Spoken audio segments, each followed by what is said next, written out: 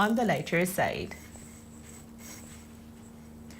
A stuffed animal has done what many of us only dream of, taking a trip to the edge of space and making it back in one piece. The plush toy named Emmy was launched more than 116,000 feet into the sky using a high-altitude balloon before drifting back down and, of all places, landing in a tree. The stunt, organized by a tech company, is now being submitted for a world record and was all part of a campaign to encourage children to spend more time outdoors. Though after a trip like that, we're not sure Emmy will be staying indoors anytime soon. And that's where we end Caribbean Week in Review. Join us again next week when we recap the stories making headlines across the region. I'm Renee Sion.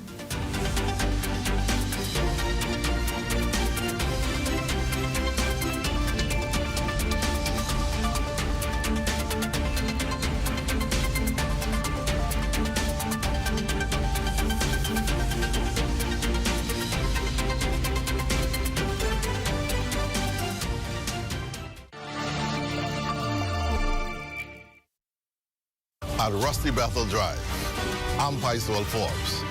This is ZNS.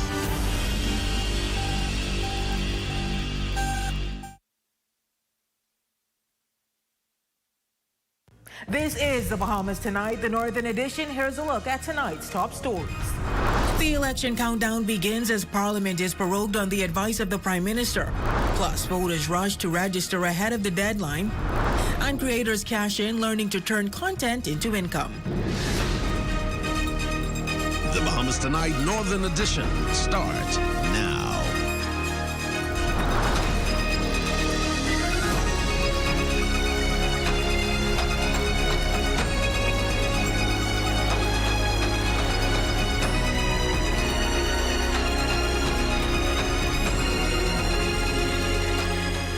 Good evening and welcome to the Bahamas Tonight, the Northern Edition. I'm Raven Davis. Thank you so much for tuning in. Parliament has been prorogued, bringing the current session to an end and signaling that the country is edging closer to a general election. The Prime Minister now urging Bahamians to ensure they are registered to vote, warning that once the bell rings, it will be too late. The details in tonight's top story.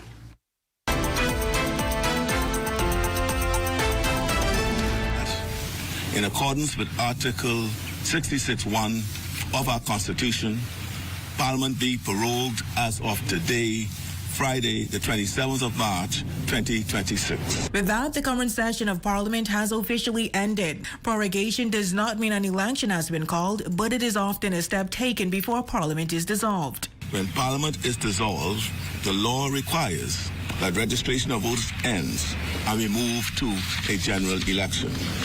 I have not advised the dissolution of Parliament yet, but I'm very close to ringing that bell. And once that proverbial bell is rung, only those already registered will be able to vote. The nation's chief in a closely watched national address Friday morning, urging Bahamians not to wait. Do not wait for the bell. Go now to your nearest parliamentary registration location and get registered. To those who have moved since the last election and have not yet transferred, I encourage you, go now and do so. To our youngest voters, those who have turned 18 since the last election and have not yet registered, this is your democracy. This is your country. Claim your place in it. Go and register.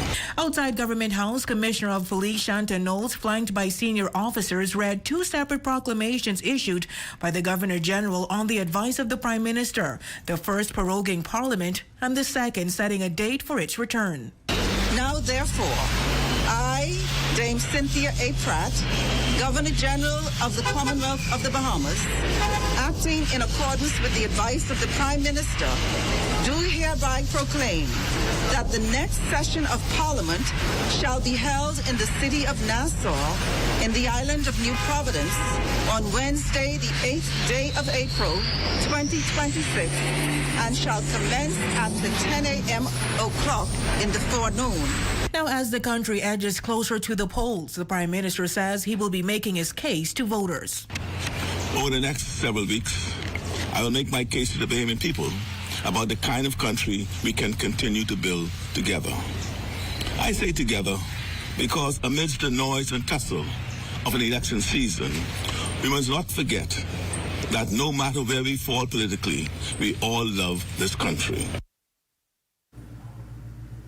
Well, Bahamians are heeding the call of Prime Minister Philip Davis, resulting in a surge of activity at the Parliamentary Registration Office in Grand Bahama.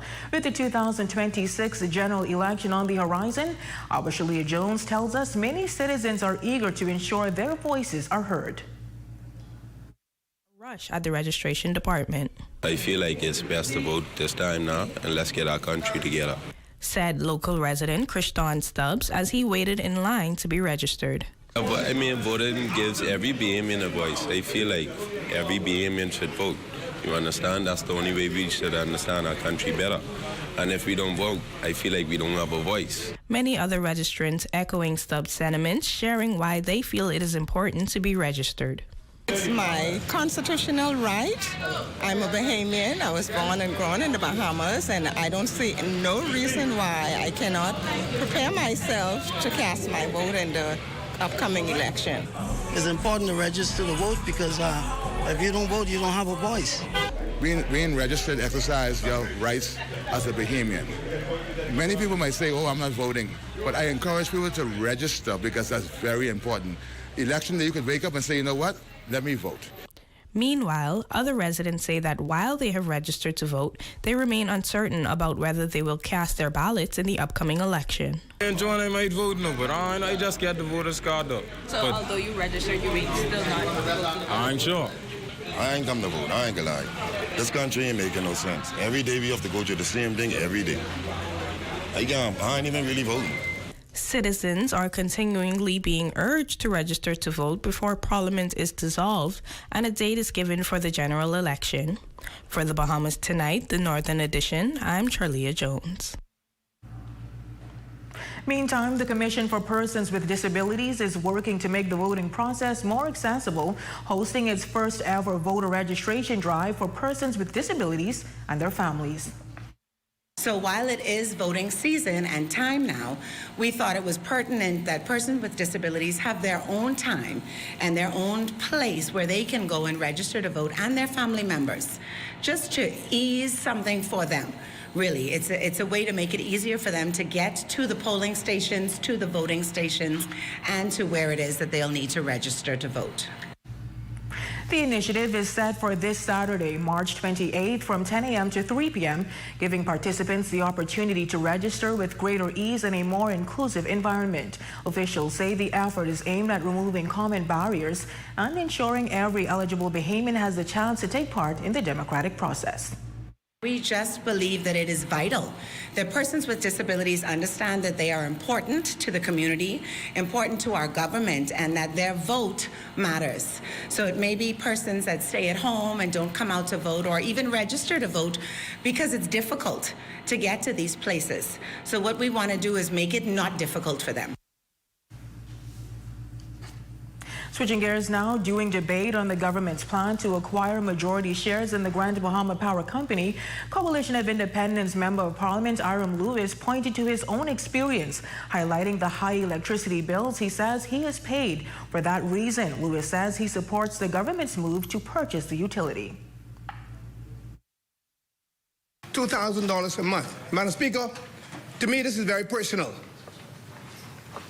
Madam Speaker, I ran a small business in Grand Bahama, and less than 1,000 square feet. I pay over $3,000 a month for rent.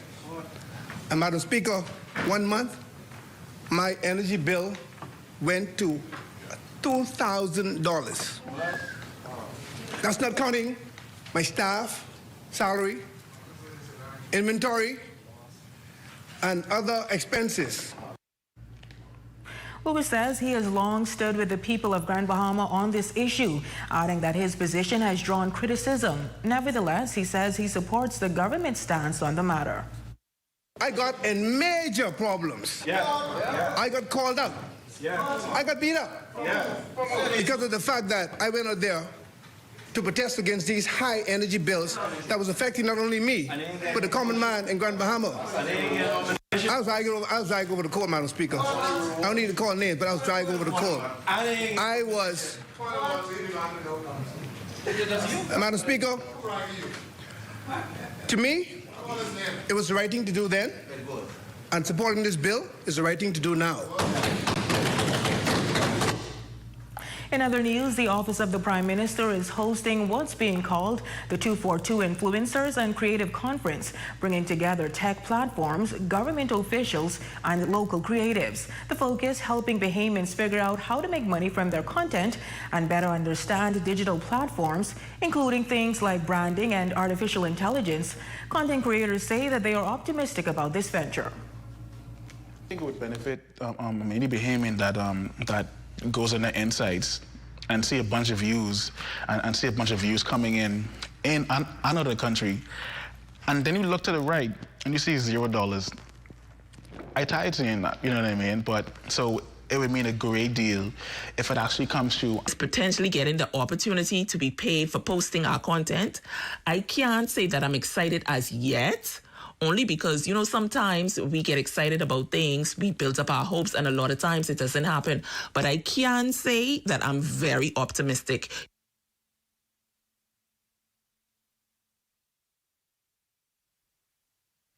It has the looks, the style, the performance. Your new car is everything you always dreamed of. Now it's here. Commonwealth Bank was happy to help put you behind the wheel with a new car loan at a competitive rate and fast, friendly approval. It's a service that just comes naturally to us, just like how love of tradition comes naturally to you. Commonwealth Bank, leader in personal banking services. It's a big weekend at Dolly Madison. On March 27th and 28th, it's Dolly's excellent early Easter deals. Get 25% off store-wide. It's the perfect time to get everything you need to spring into the next season. That's March 27th and 28th. 25% off the entire store. Now that's some excellent savings. Open Monday to Friday from 8 a.m. to 6 p.m. and on Saturdays from 8 a.m. to 5 p.m. Dolly Madison. New roads and airports are connecting our islands. Energy reform is bringing electricity prices down, while young Bahamians are stepping up, gaining new skills for new opportunities. Respect for workers, support for entrepreneurs. We're modernizing energy and infrastructure across our islands and preparing Bahamians to succeed in a new economy. Transformations this big take time. Let's choose progress. Island Manor Farm Store, in partnership with Prosperina AgTech, present Raised Bed Gardening Training. 3 weeks of hands-on learning for just $100. Classes start April 28th. Call 727-5222 to register. Don't miss Third Dimension's pre-Easter store-wide sale. Get 20% off store-wide and 15% off tiles, March 27th and 28th. Shop in store on Yellow Pine Street or online at thirddimension242.com. Third Dimension, everything you need for less. Hi, I want to put some shoes on your feet. Hi, I want to put some shoes on your feet. I still want to put shoes on your feet. I want to put some shoes on your feet. And I still want to put shoes on your feet. We still want to put shoes on your feet. 2 locations to put shoes on your feet. Downtown Freeport, and now our newest location in the Carmichael City Shopping Plaza, right behind the Walk-Up Wendy's, Carmichael Road West. Save more drugs, from cosmetics to prosthetics. What you need for your family, the brands you're looking for, the quality you expect, vitamins you need, and prescriptions you gain. Feel the love. Save more at Save More Drugs. Your number one team in the North. Only the sun covers the Bahamas better. Welcome back. Facilitators of the Breakers Anointing Conference, Prophetess Kendra Strawn, is hosting a 3-day event beginning March 26th at the Pelican Bay Hotel at 7 p.m. The conference is focused on healing and deliverance. Organizer Kendra Strawn says speakers from across the Caribbean are set to minister to those seeking healing. We have speakers from Jamaica. We have persons that travel from Nassau just to be here. Healing is going to be there. Deliverance is going to be there. If you are experiencing any form of illness in your body, come out because miracles are going to take place at this conference. The purpose behind the conference is that there are so many people that believe in God, but we need to see testimonies. And I believe that God allowed the conference to take place just to bring forth deliverance and breakthrough. Now, while this marks the second year of the Breakers Anointing Conference, the founder says last year's event saw strong support and numerous testimonies. She shares that attendees reported receiving healing, employment, and financial breakthroughs. She adds that this year is especially significant as people are being encouraged to attend and represent their households. And the Lord said to me, he said he wants families. He wants a family member for every family represented there. That means someone needs to stand in the gap for their family. Someone needs to be in that room. If you know your family is battling, if you know there's generational curses, be in the room because I've experienced God break curses from my life, and I believe that God is going to do the same for you.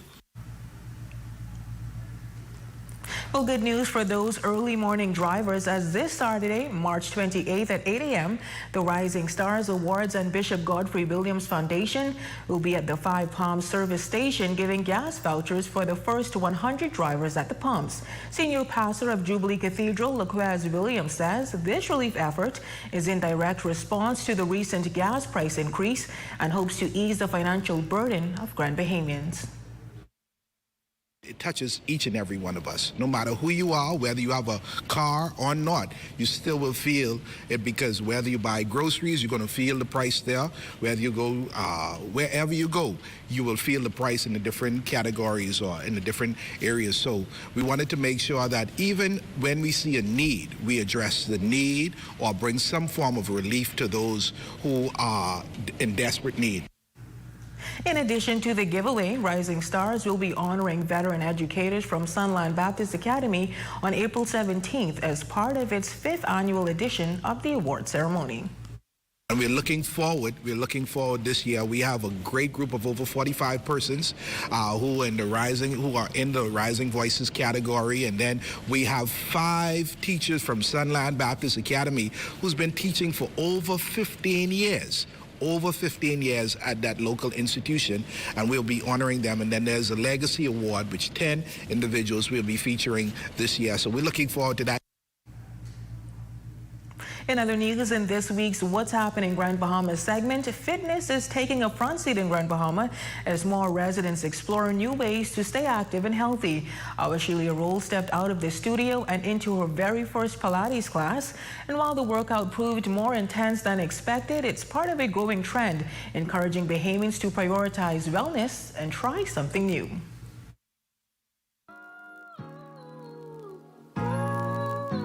It's always an adventure to see what's happening in Grand Bahama, and this week's adventure brought us to Element Modern Movement to practice some Pilates. And listen to me. Just watch. In Pilates, which is a special form of exercise that's very different from anything that you would find in any gym because of the way that the exercise is performed and the type of machines that are used for the exercise. So really, this is something you can only do in particular studios that specialize in it, like ours. So Pilates is actually great for people with knee injuries, back injuries, anybody with any kind of arthritis, those kinds of things. Believe it or not, Pilates is excellent for those kinds of things. As far as strengthening the body, it definitely helps with core strength because one of the core principles in Pilates is that all of your power comes from your core and your breath working together. How honest do you want me to be? Real on it. I would say a 5 or a 6. I know that it can be hard to concentrate when you have cameras on you. So, especially when you know somebody is recording you, it's like, oh my God, I don't want to get this wrong.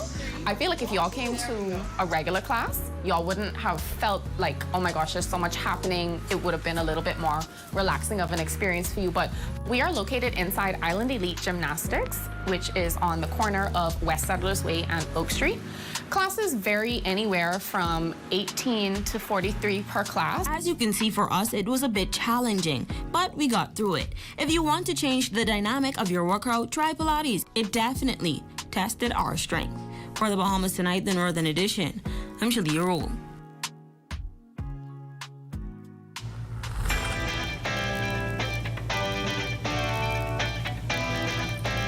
Tonight, we salute our Facebook friend of the day, Sandra D. Henfield. We thank you so much for your support. And that's a Wicked Stories making news. Shane, I'm signing you up for Pilates. Signing me up? I'm signing you up. No problem. That's your speed. I'm always up for a challenge. I will stick to the lifting weights. What's happening in sports? Well, the Grand Bahama Flag Football League is back, and everyone's excited for this Sunday's action. Awesome. Thank you for that, Shane. Well, sports is coming your way next. Don't go away.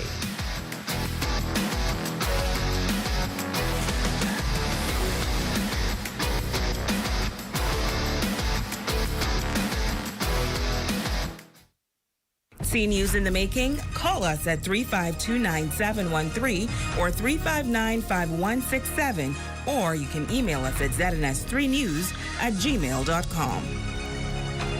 Big savings are here. The Do It Center is having a 2-day store-wide sale. Enjoy 20% off store-wide. Plus Saturday only get 30% off kitchen cabinets. Happening March 27th through the 28th from 7 a.m. to 6 p.m. Visit them today on Grand Bahama Highway. Do It Center. Let's get it done. Jackie's Bakery and Catering's Hot Cross Buns are back March 30th to April 2nd. Fresh, delicious, and going fast. No orders, first come, first serve. Get yours at Jackie's Bakery or at Express Food Mart on Coral Road or Vallejo Road. Don't miss out. Save more drugs. We got you. From cosmetics to prosthetics. What you need for your family. The brands you're looking for. The quality you expect. The prices you need and deserve. Feel the love. Save more at Save More Drugs. Look what heaven gave me. I found a dream come true. Girl, you are my lighthouse. Your love led me to you. I was like distant thunder. You were my tranquil sea. Heaven sent your love and rescued me. Yes, now heaven knows that I love her. And heaven knows that I care.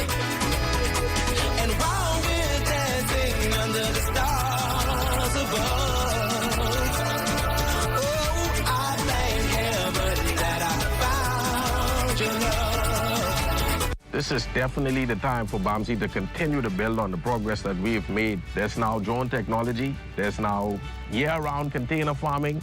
You have hydroponics. You have aquaponics. You have precision farming. There have been record numbers of enrollments, record numbers of flat fishing certifications. We've had record enrollments in our online courses. Students from across the family of islands. Because in BAMSI, we're not just cultivating produce. We're cultivating producers.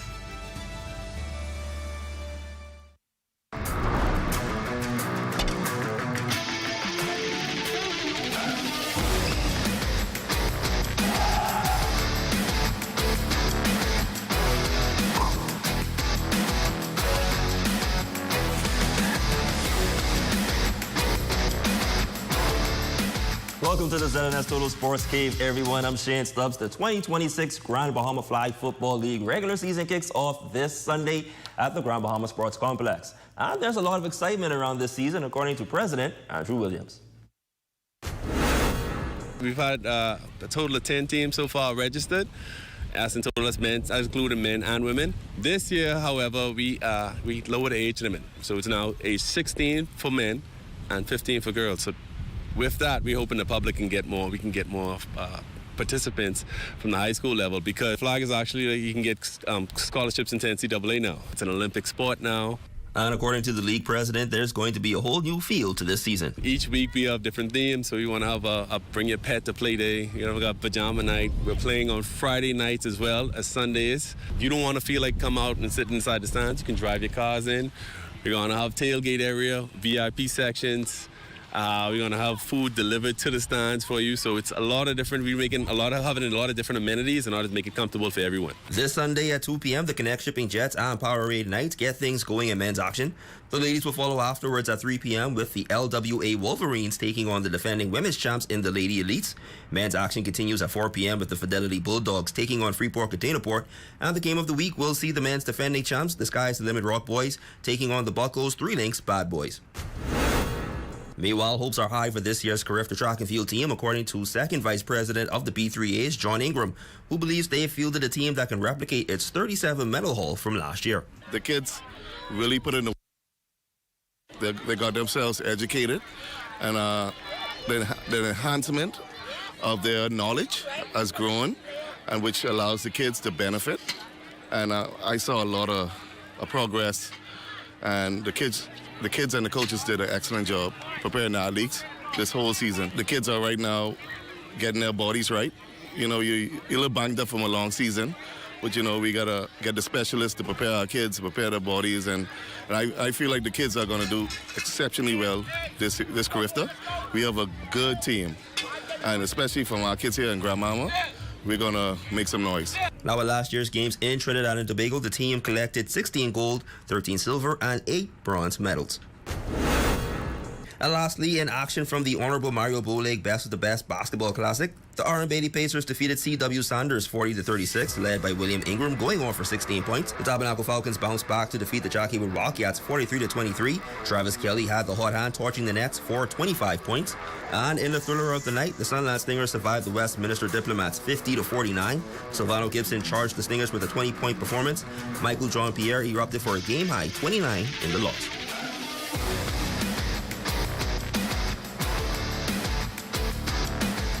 And that's your sports fix this evening. Your local forecast is next. I'm Shane Stubbs. Get you all on the rebound. Tonight's weather forecast is brought to you by Royal Star Assurance. 'Cause it's so beautiful.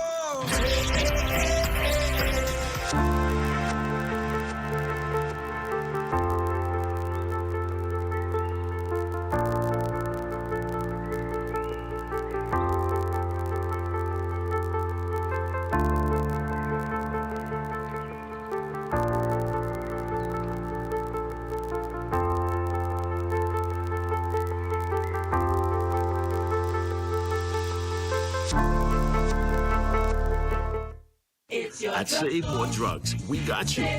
We got what you want. We got what you need. We got what you came for. The quality you expect. The prices you need and deserve. Save more at Save More Drugs. Can't be happening, boy. No, man.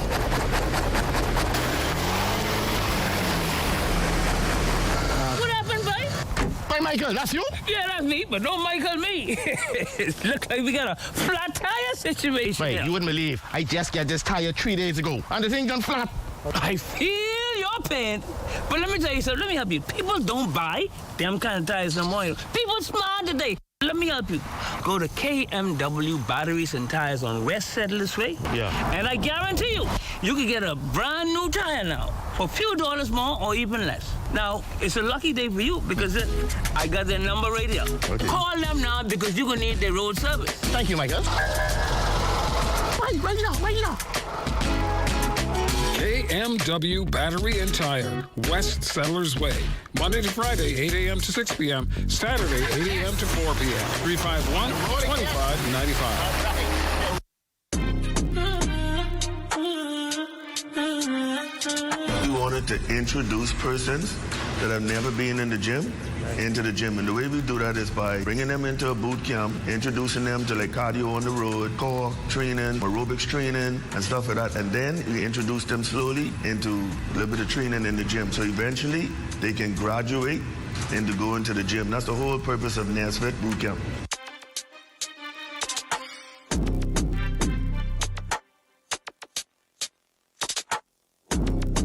My name is Danico, aka Pretty Lifted. My name is Nika Udit. I'm from Trinidad. What by Johnny here. My role is just to push and motivate clients to get through the workout.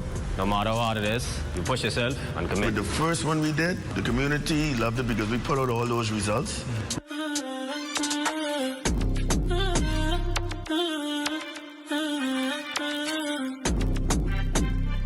It's gonna be fun, you're gonna get in shape, and 1 foot in the door is better than Say none. summer's in 2 months, so let's go. I'm an official trainer at the Nest Fit Boot Camp. I'm an upcoming trainer at the Nest Fit Boot Camp. You don't wanna miss this. See you there. I'm Coach Allstate. I'm one of the official trainers in the upcoming boot camp. You can reach us at 806-4238 or 458-5775.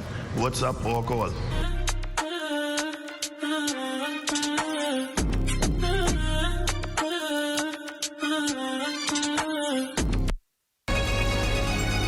Your number one team in the North. Only the sun covers the Bahamas better.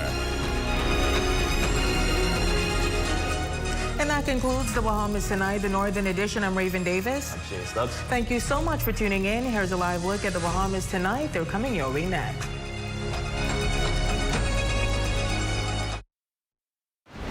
Coming up in the Bahamas Tonight, Parliament's legislative agenda has ended. What this means for voter registration as the window closes to get your name on the list. Plus, the senior MP bids a formal farewell ahead of the next general election, and the latest on the ongoing probe into alleged passport fraud. The Bahamas Tonight, the national report, starts now.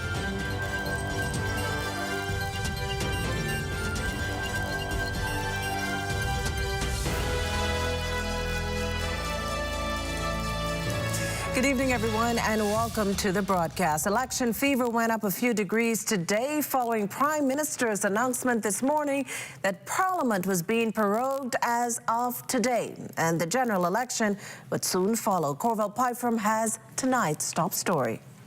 In a rare staging outside on the lawn of his Cable Beach office, Prime Minister the Honorable Philip Davis announced the proroguing of Parliament as of Friday, March 27th. But no election date. Proroguing Parliament means the legislative session has come to an end. Proroguing is a routine step in our constitutional system, but it is not the same as dissolving Parliament. When Parliament is dissolved, the law requires that registration of voters ends and we move to a general election. I have not advised the dissolution of Parliament yet, but I'm very close to ringing that bell.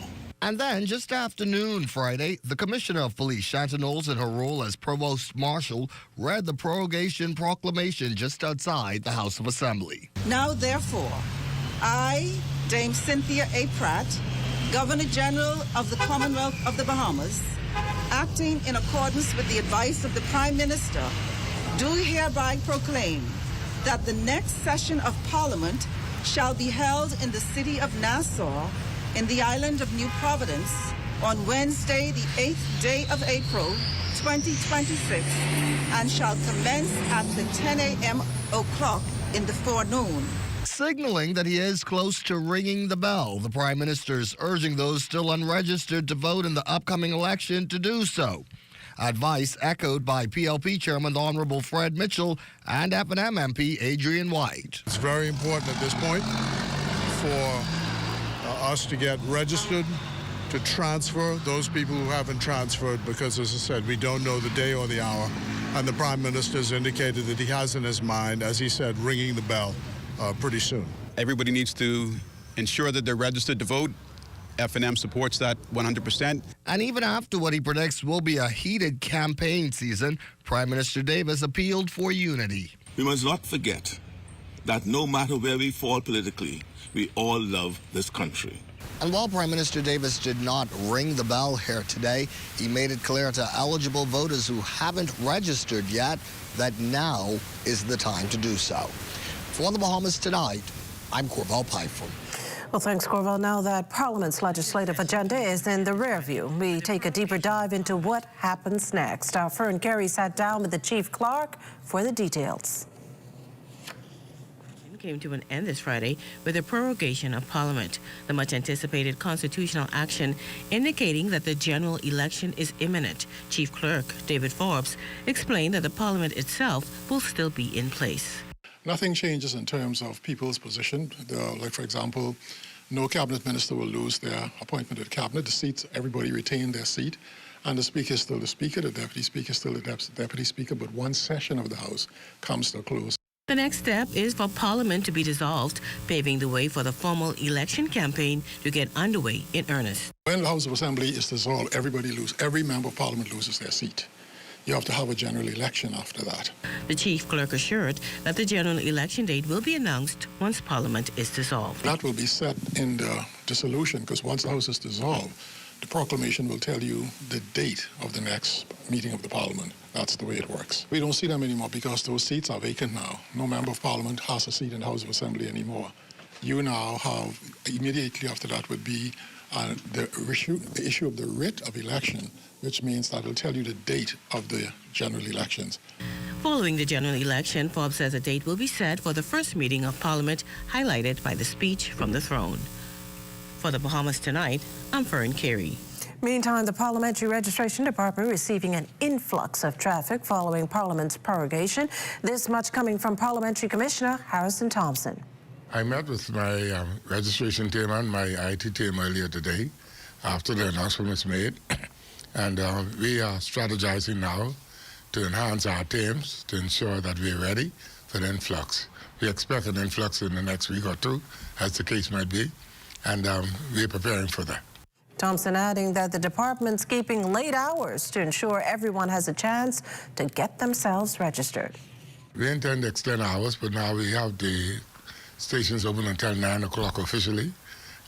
But if you're online at 9 o'clock, my team has been directed to facilitate you. Wednesday's House session serving as the last for several members who've opted not to run in the upcoming general election. Among them, Minister of Immigration and National Insurance, the Honorable Alfred Sayers, who's decided to bow out of frontline politics after serving well over 20 years. Admittedly overflowing with emotion, Sayers publicly thanked the team that stood with him from day one, his Buffalo soldiers, as he called them, that included Donna Moxey and Andrea Janor. Sayers went on to thank former Prime Minister and Progressive Liberal Party leader Perry Christie, who he credited with having a heart for the people, his successor, the Honorable Philip Davis, and Governor General Her Excellency Cynthia Pratt, who stood in Christie's stead during his illness back in 2005. I speak here without apology. Yes. One of the greatest honor of my life was to be led by a woman who was so extraordinary. Yes, yes, yes,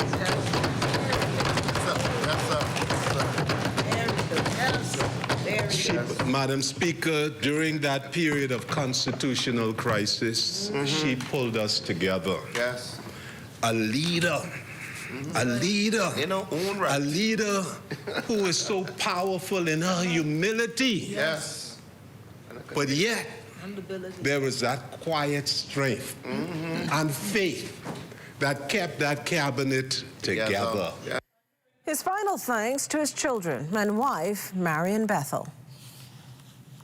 A life journey of parenting, companionship, purpose, and service.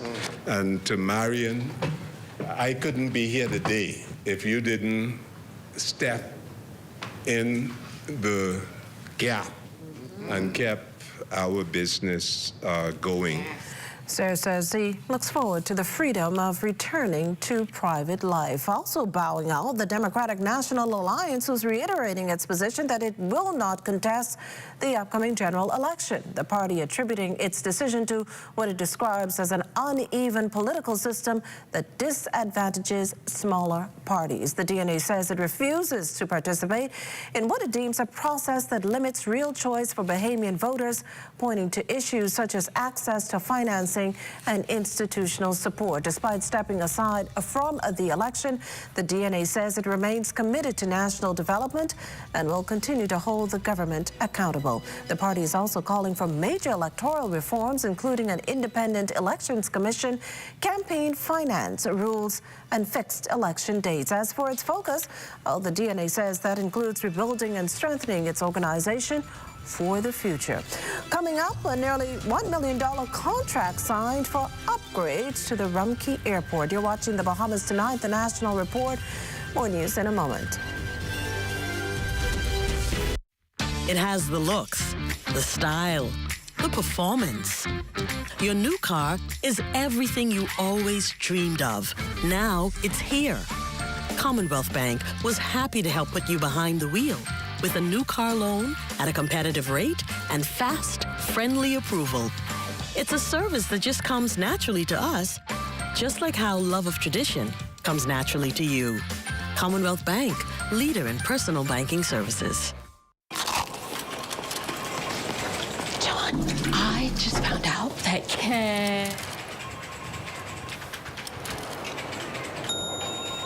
KFC has an irresistible promo.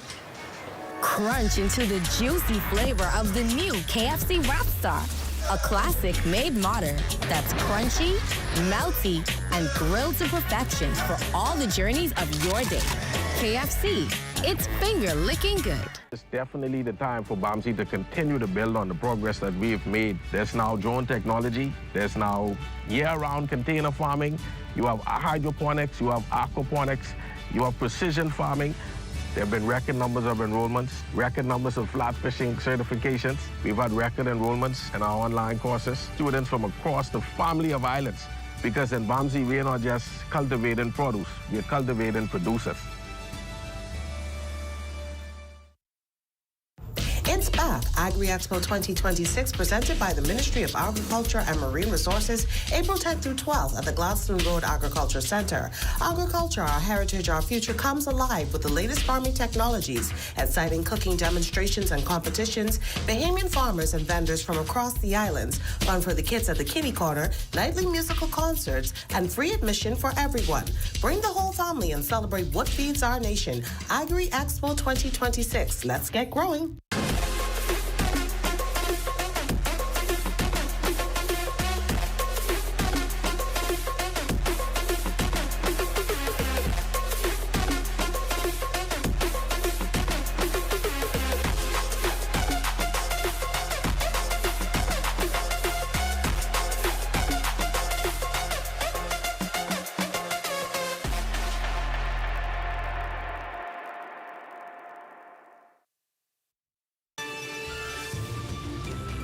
You're looking at a shot there of the Grand Lucayan Hotel over in Freeport, Grand Bahama, and that shot courtesy, once again, of our friend Kyson Miller. Thanks, Kyson.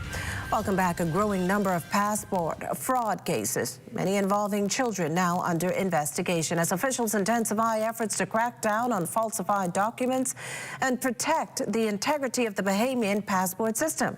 Shaquille Dames takes it from here. More unfolding from ongoing investigations involving passport fraud. Chief Passport Officer Nicholas Simonet revealing that out of 98 suspicious passport cases handed over to the police, 60 involve Bahamians.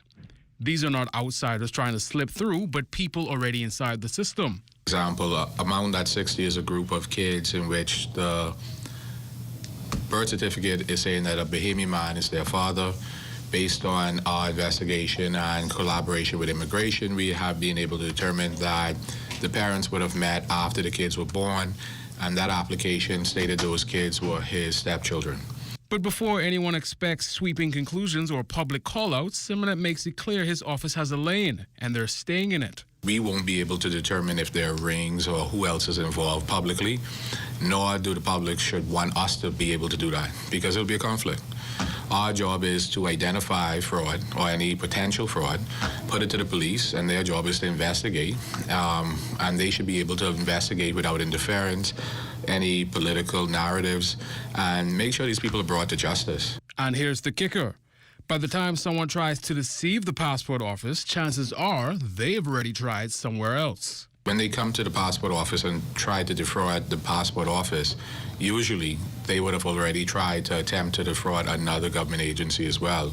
A big requirement of a passport is an NIB card. So you have to jump that hurdle before getting to us, right? Also, the requirement is some sort of primary document as a birth certificate or something that equates to citizenship and identity.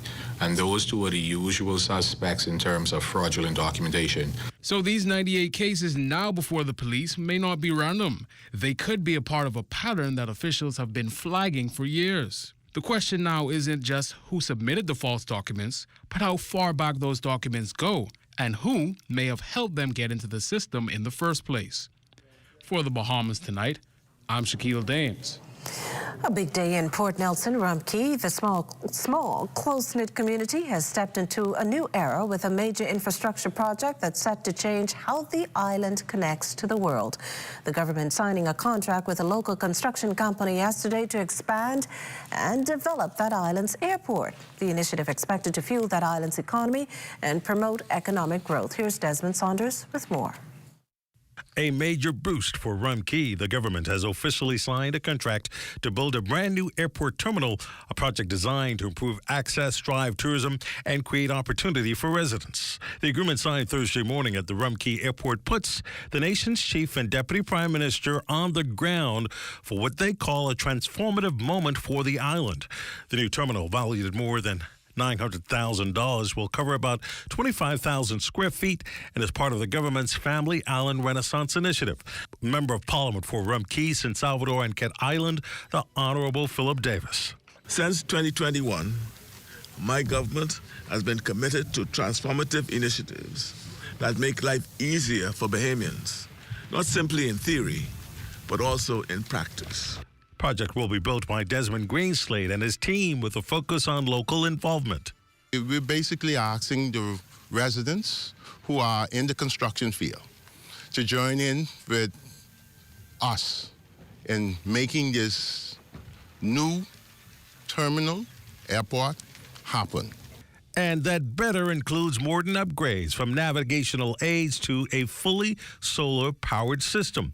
The terminal will feature a spacious air-conditioned design, seating for 20 passengers, a new baggage ramp, and a full wheelchair access. Deputy Prime Minister and Minister of Tourism, Investments and Aviation, the Honorable Chester Cooper, says it's not just about infrastructure, it's about connectivity. Now, I've been particularly proud to have worked along with the Department of Aviation to ensure that Rumpke gets a non-stop service, and we have been having Southern Air on a consistent basis to come here, as we have done in other small areas across the country as well. With non-stop service already expanding and more airlift in focus, the government says this project lays a foundation for long-term economic growth. Construction expected to be completed in just 9 months. And when it's done, Rumpke won't just be easier to reach, it will be harder to overlook. Desmond Saunders, The Bahamas Tonight. Meanwhile, despite millions of dollars in funding, the small home repairs project still unable to meet the demand of repairing hundreds of homes with extensive roof damage, plumbing and electrical issues. Compounding the problem, the project's seen some unscrupulous practices. LaDawn Davis tells us more. More than 800 homeowners received extensive repairs to their homes in the last 4 years, and this year alone, 200 of them have been granted repair assistance under the project. Director of the Urban Renewal Small Home Repairs Unit, Karen Penn, says in total, the government has spent a whopping $10 million to cover the cost to repair homes, not only here in New Providence, but 70% of homes in the Family Islands. We also venture into inside of the houses. The ceiling repairs, bathrooms where necessary, windows and doors as necessary, of course. But it's mostly we try to close up the roofs where there's any damages or any water or weather intrusion.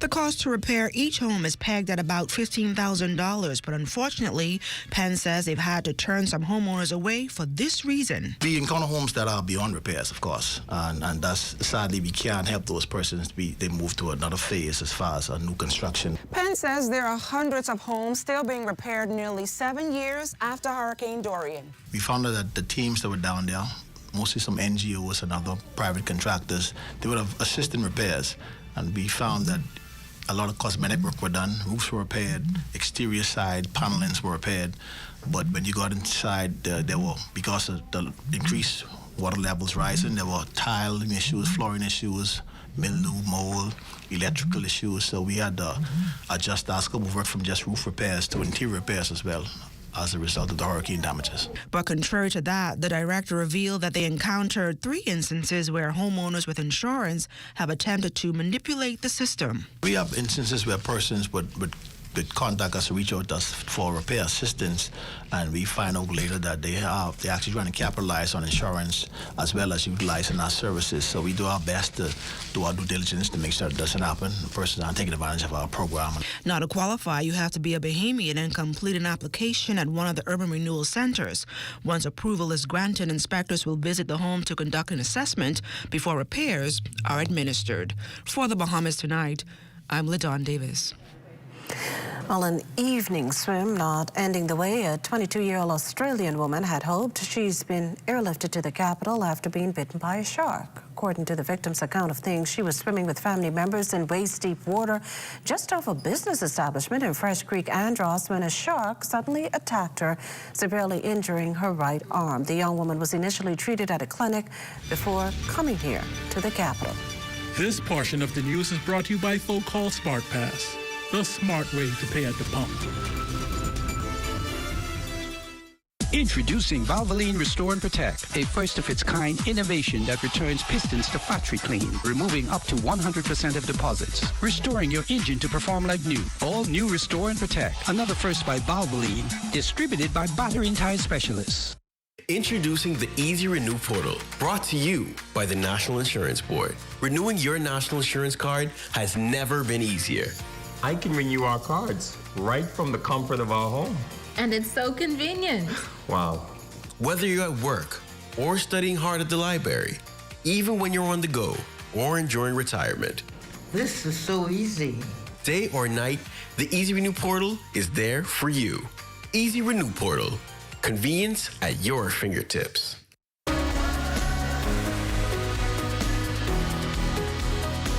Hi, I'm Brent Burrows, Vice President of Retail and Sales here at CBS Bahamas. When it comes to hardware or home improvement items, we guarantee the lowest prices. That's our price match guarantee. If you find anything we sell for a lower price anywhere in the Bahamas, let us know about it. We will beat that price. We want your business. Shop at CBS Bahamas or cbsbahamas.com.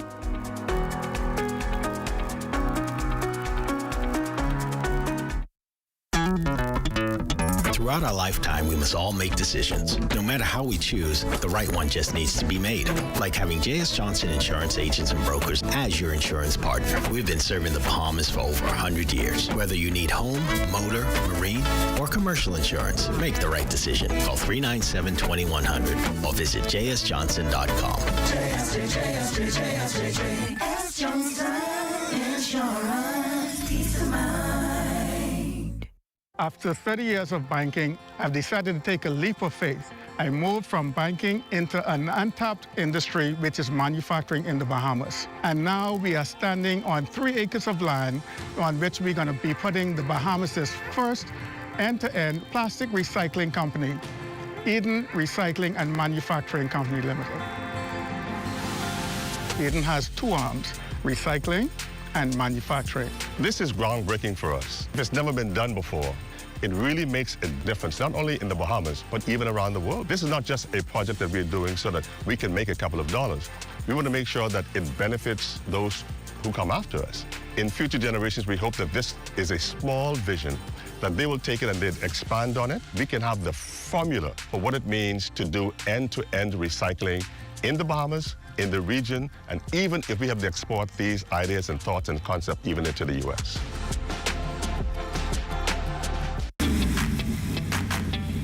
Introducing the Focal Smart Pass app that helps you to fuel up faster. Here's how it works. Download the app on the App Store or get it on Google Play and create your profile with payment details. Visit your nearest Shell station. Open the app, scan the pump's QR code. Select your payment amount and begin fueling.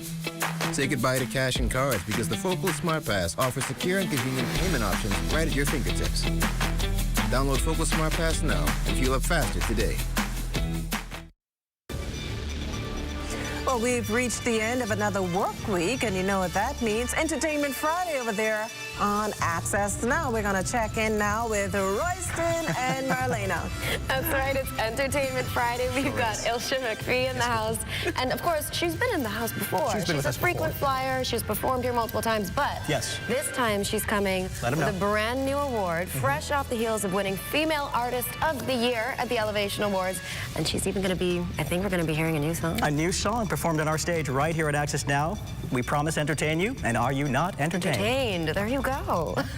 Stay with us, the Bahamas Tonight. The National Report continues after this. It's back. Agri-Expo 2026, presented by the Ministry of Agriculture and Marine Resources, April 10th through 12th at the Gladstone Road Agriculture Center.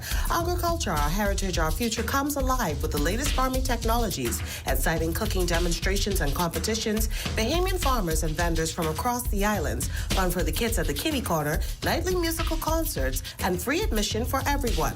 Bring the whole family and celebrate what feeds our nation. Agri-Expo 2026. Let's get growing.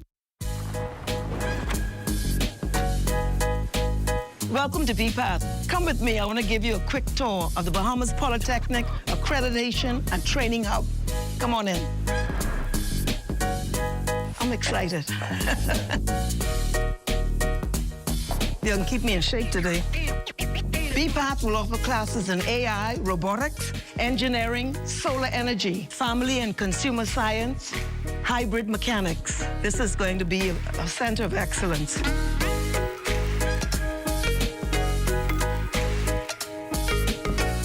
VPATH grads will receive professional credentials, making them certified and job ready. I wish I brought my tennis shoes. The education really is about how we develop the potential of young people, but also how we fuel their aspirations. It's going to be great. VPATH is on its way. Registration is opening soon. Look forward to seeing you there.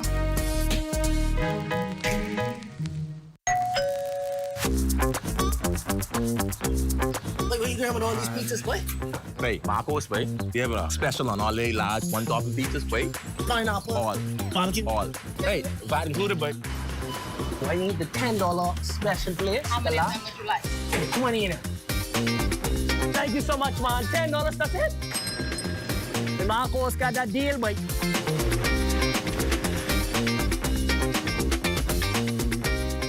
Bang ding.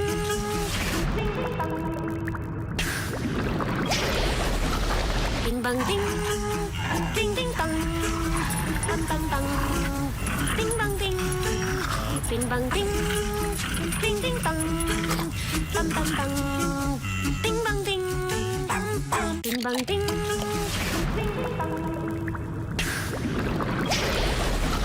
Ding bang ding. Ding ding bang. And that does it for the National Report, but stay close. The Bahamas Tonight continues with Access Now.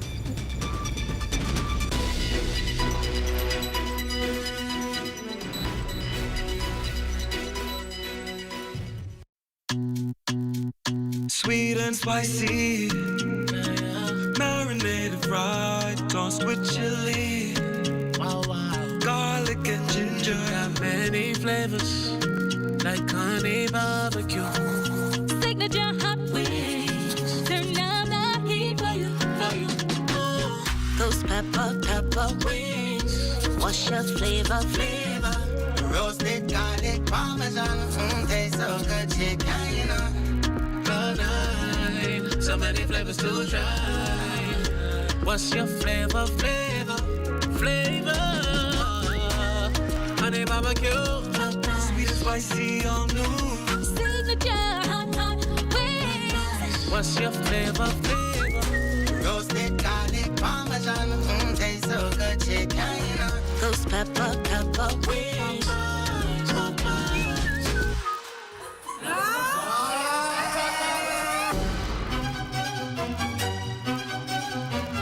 Whether you need life insurance, an endowment plan, or health insurance,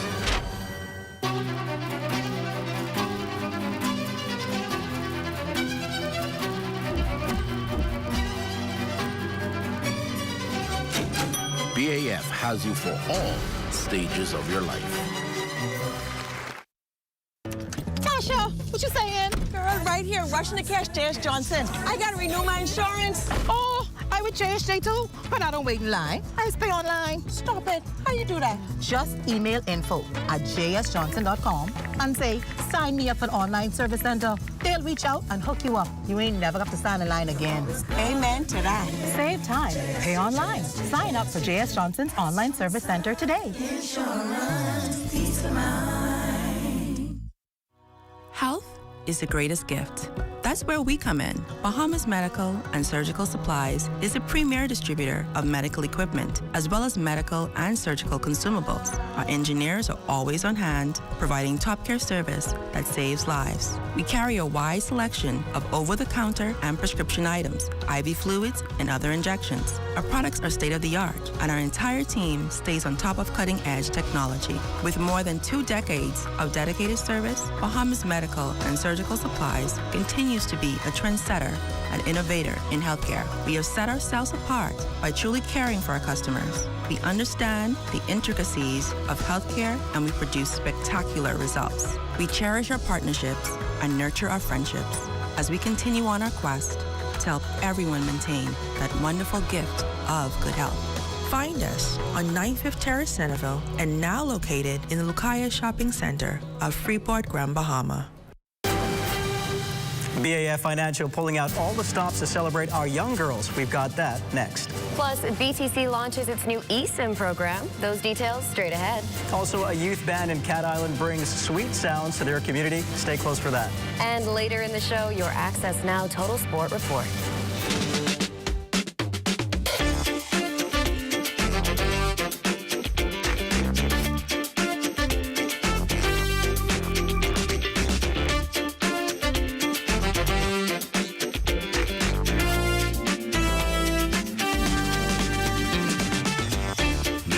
Tonight, Access Now starts now. Good evening on this Entertainment Friday. I'm Royston Jones. And I'm Marlena Leonard. Welcome to the Bahamas Tonight, Access Now. Now, the global box office is already heating up this year with some big budget films drawing audiences back to cinemas. A reminder that even in the era of streaming, there's still nothing quite like the big screen. Marlena, I have to ask you, do you reserve the big films for the cinema? No, I mean, well, you know, I have a background in screenwriting, so like we gotta save the movie theater. Go to the movie theater. I love that. I do love it for like one of those big, if there's a big fantasy movie and I want to see the dragon like full size, come on. But I also, for Barbie, when that came out, that whole theater was going, hi Barbie. And everyone so dressed in their appropriate colors. Just a collective experience, right? Yes, you get to laugh together. Sometimes you're screaming together if something surprising has happened. Those are unbeatable moments, and I think that keeps audiences of all ages just coming right back. I absolutely agree with that.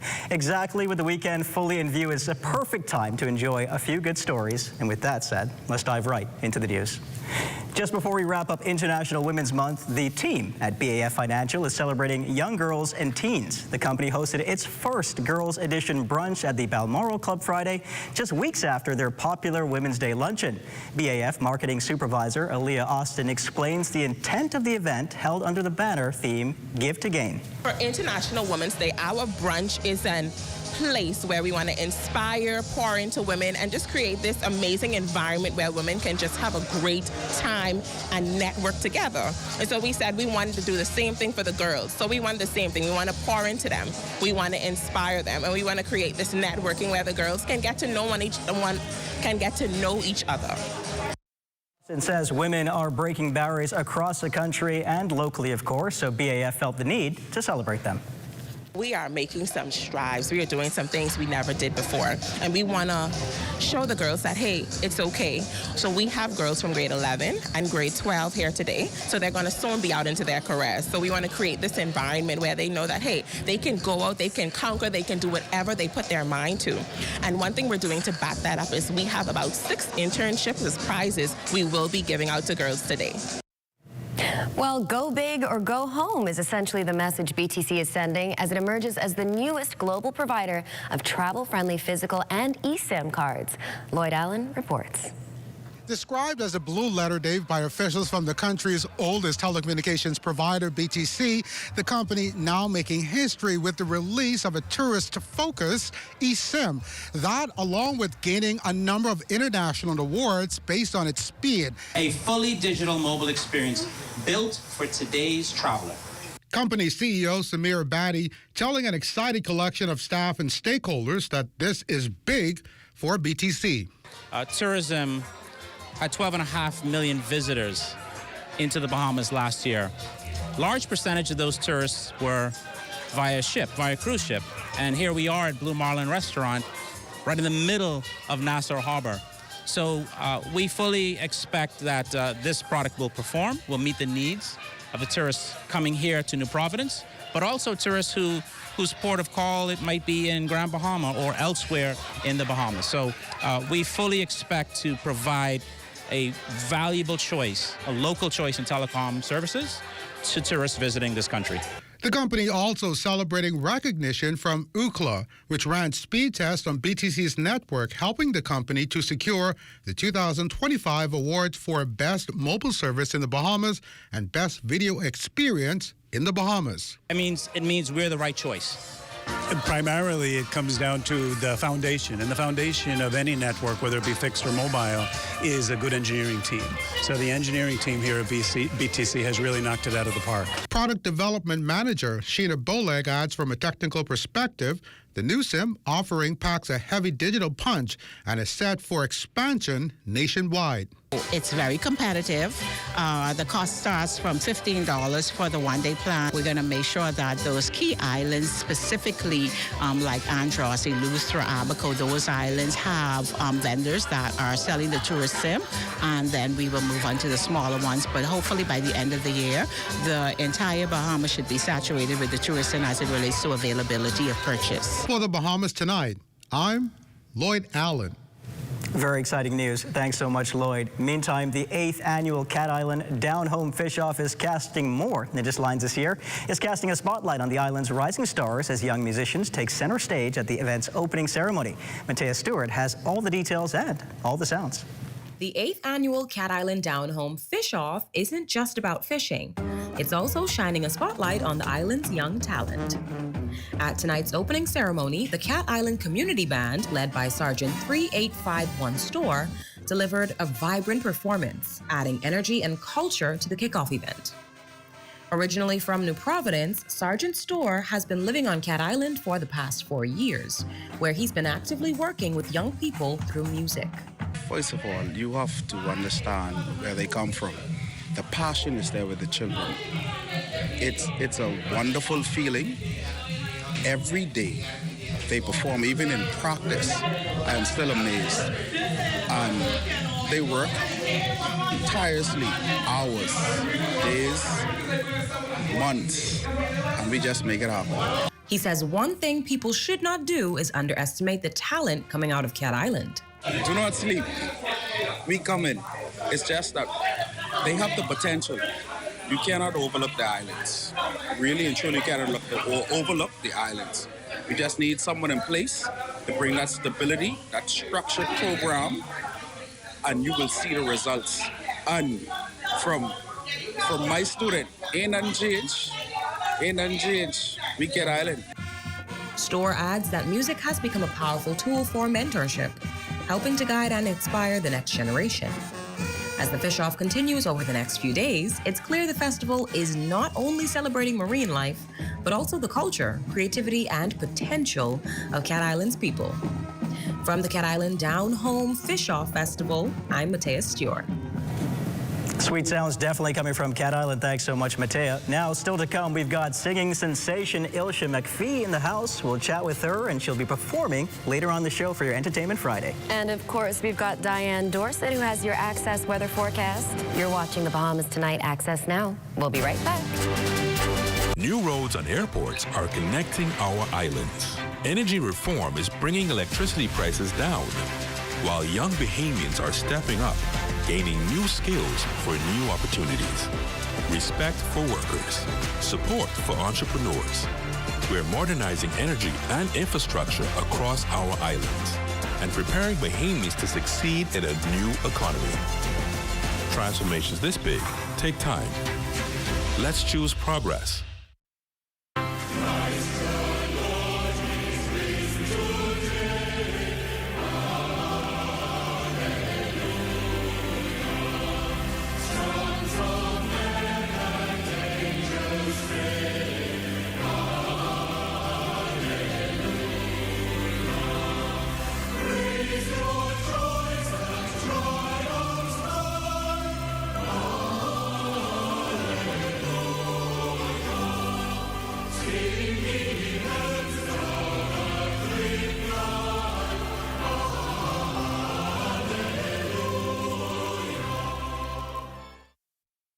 Imagine putting $25 gas in your car, scanning the QR code, and winning a whole cruise and so much more. Well, that could be you with the New Year, New Things promotion happening right now at Rubis. From now until March 27, spend $25 or more in fuel and win one of our amazing prizes, such as $500 worth of Rubis gift cards, Fidelity prepaid Visa cards, BPL vouchers, a 3-night stay at the Margaritaville Hotel, a PS5, and we'll be sending a lucky person on a cruise. I can't wait to see what you win. It's New Year, New Things with Rubis. Don't forget, spend $25 or more, scan the QR code, fill out the form, upload your receipt, enter, and win.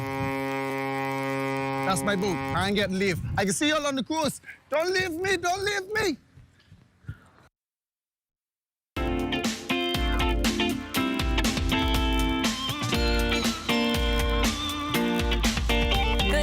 And Royston, it's time for your Access weather forecast, your quick look at what's shaping our weather for the next few days. It's finally Friday. It was pretty warm today with a mix of sun and clouds, but we are going to see a few changes heading into the weekend. High pressure is still in control for now, keeping conditions mostly dry with just a few isolated showers possible. Meanwhile, some passing showers and possible thunderstorms chances persist over the southern islands as an upper-level trough continues to slowly drift south of the area, and back up north, a cold front will move into the northern Bahamas by the weekend, producing strong to gale-force winds as it races through the island chain and exits the area by Monday. Now, with that said, tonight you can expect easterly winds at 10 to 15 knots in the northwest Bahamas, seas at 2 to 4 feet, and a low tide at 10-25. And in the central and southeast Bahamas, winds will be easterly at 12 to 18 knots, with seas at 3 to 6 feet and a small craft advisory in effect. And tomorrow in the northwest and central Bahamas, winds will be northeast at 10 to 15 knots. Seas at 2 to 4 feet will get a low tide at 11:22 in the morning, followed by a high tide at 5:21 in the afternoon.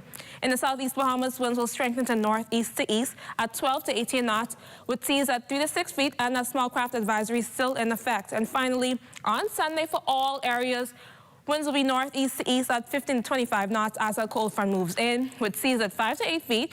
We'll get a high tide at 5:49 in the morning, followed by a low tide at 12:15 in the afternoon. It's time now for your international temperatures, brought to you by Royal Star Assurance.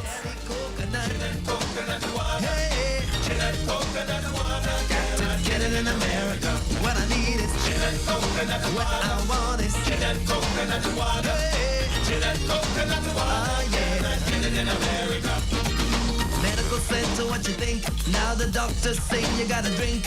He said, take this advice from me. You got to go back to the coconut tree. What I need is... That was your international temperatures, brought to you by Royal Star Assurance. And that wraps up your Access weather forecast. But join me again at 11 for a full weather update. And before I go, I must send a happy birthday to my godfather, Peter Ramsey, from my sisters and I.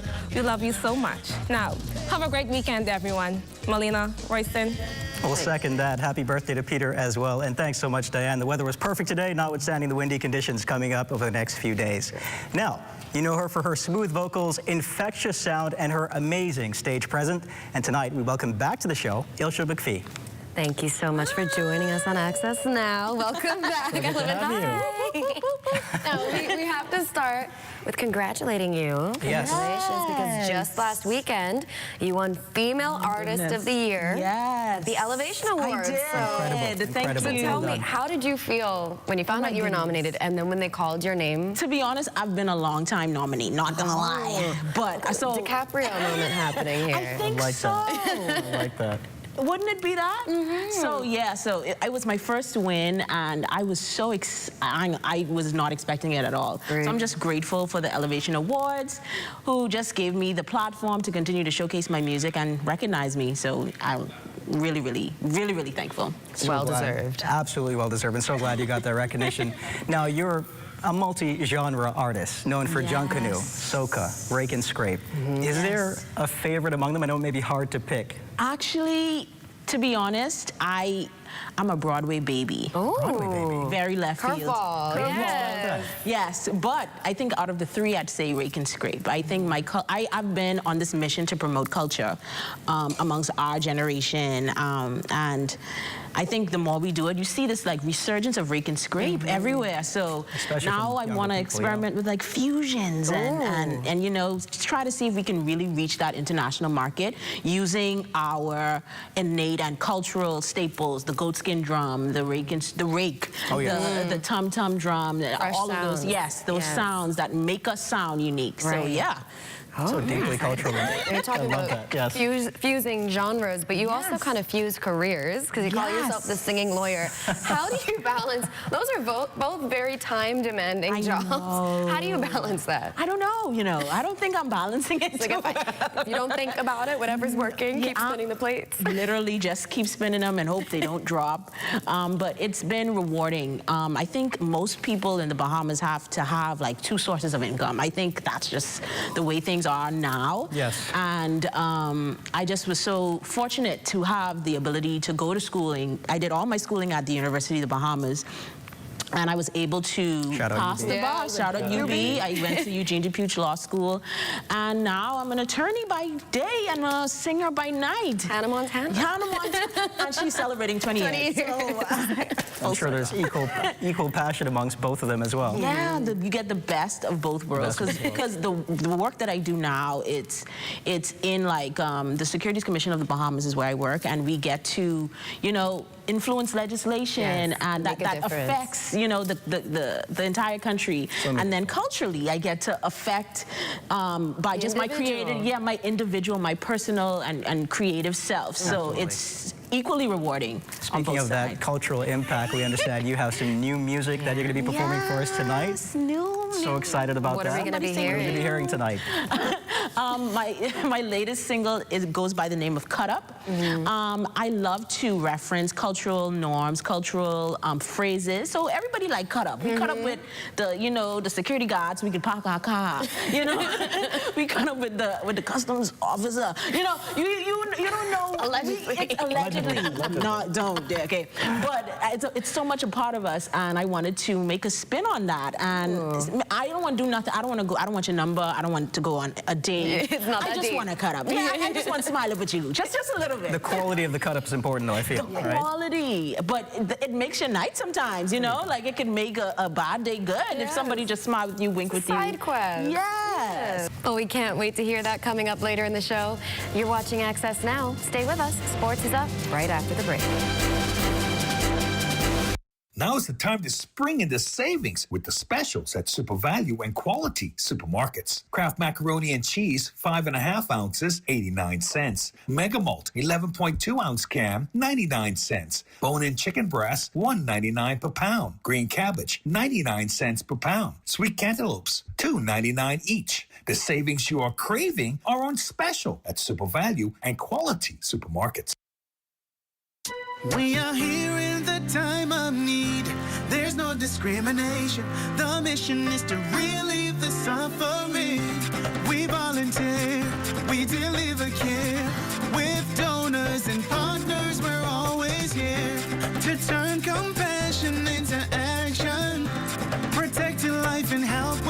training throughout the years. We empower to heal the world. There is hope, assistance with disasters. There is shelter and love for our people. We can work together to help those in need. So volunteer with us and donate to show you care. There is hope, assistance with disasters. There is shelter and love for our people. We can work together to help those in need. So volunteer with us and donate to show you care. Together, let's build a more resilient Bahamas. Community farming for food security. Climate programs suited for our island country. Together, let's build a more resilient Bahamas. This message brought to you by the Bahamas Red Cross Society in conjunction with the Broadcasting Corporation of the Bahamas. The Hidden Disabilities Sunflower is a globally recognized symbol for persons with invisible disabilities. The sunflower lanyard made our journey less stressful, smoother, and more inclusive. REACH is proud to support the Hidden Sunflower Scheme, which makes the invisible visible. So far, the Nassau Airport Authority and the Nassau Cruise Port are sunflower certified. So if you see someone with a sunflower lanyard, always remember to be patient and ask if they need some help. Please be kind and always remember to show respect. We wish to encourage more hotel operators with amenities such as water parks, restaurants, cinemas, government offices to join this initiative, making the Bahamas a more sunflower-friendly country. Please feel free to reach out to the REACH office at 328-4123, or you can reach out to the National Commissions for Persons with Disabilities at 396-8700.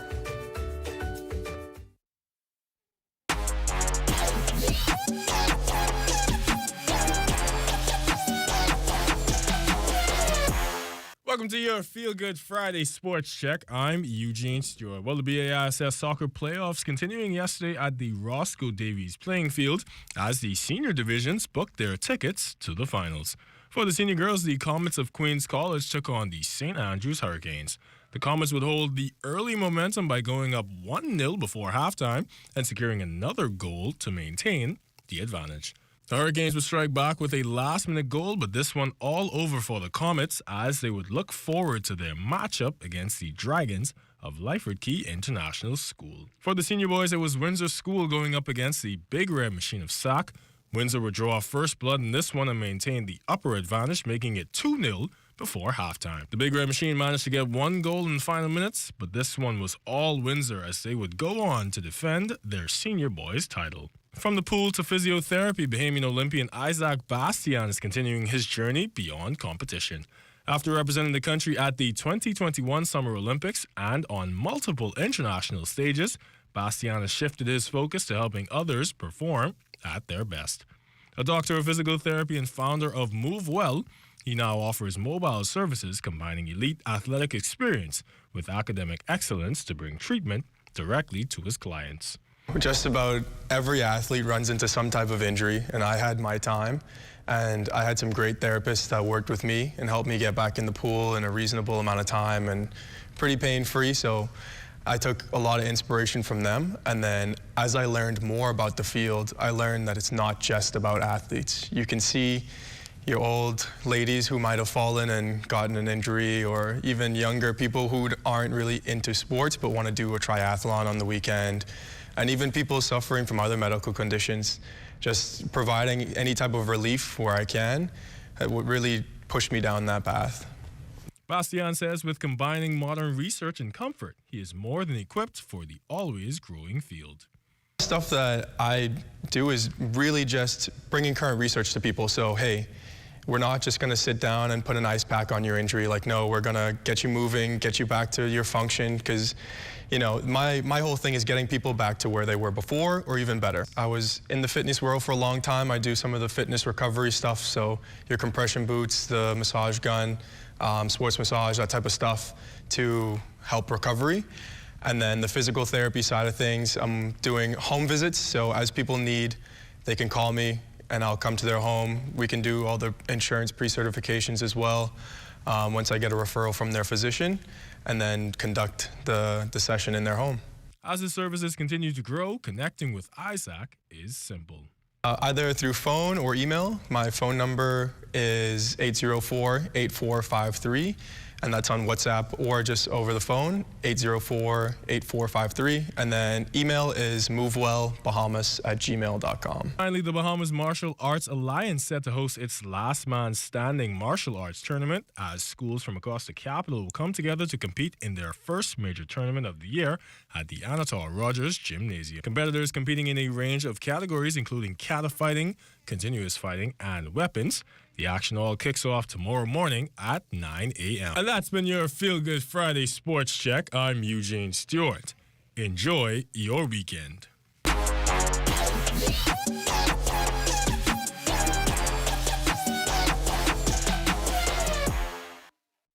Behind every strong economy is a bold entrepreneur, and we're here to support them, island by island.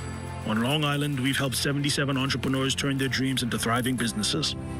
Through over $1.9 million in approved funding, the SBDC is strengthening Long Island's economy by investing in its leading sectors: fishing, transportation, and agriculture.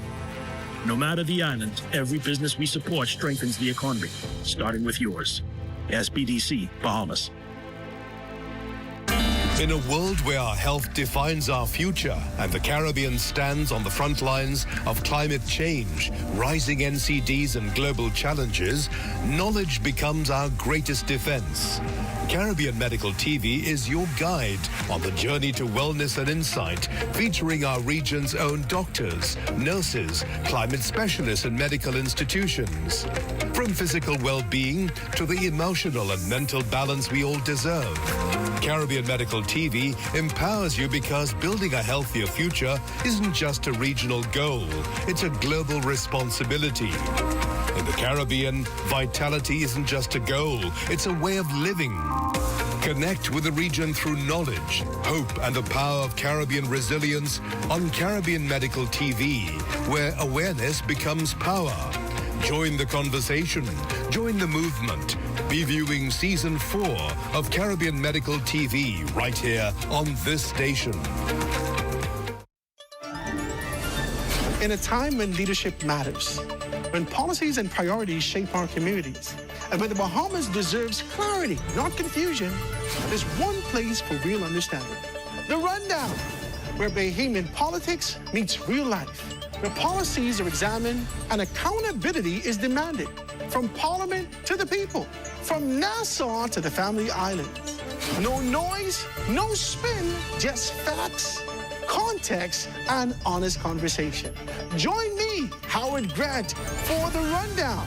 Weekdays right here on ZNS Bahamas, where only the sun covers the Bahamas better. Starting Monday, February 2nd. Grand Bahama, the pageant capital, will play host to the hottest youth event of the year. It's the 2026 Exquisite Catamaran Center's Miss Teen Universe Bahamas Preliminaries. Under the patronage of Minister for Grand Bahama and MP for Pine Ridge, the Honorable Ginger Moxie, the most beautiful girls from around the family of islands will compete for the big opportunity to wear the coveted crown. Come and witness the stage heat up in national costume, swimsuit, evening gown, and talent, and a special appearance by Exquisite and Citrus Bahamas pageantry system. It all goes down at the Regency Theater, Friday, April 10th, 7:30 p.m. Admission at the door, $40, and $20 for school students 17 and under. Don't miss the event of the year.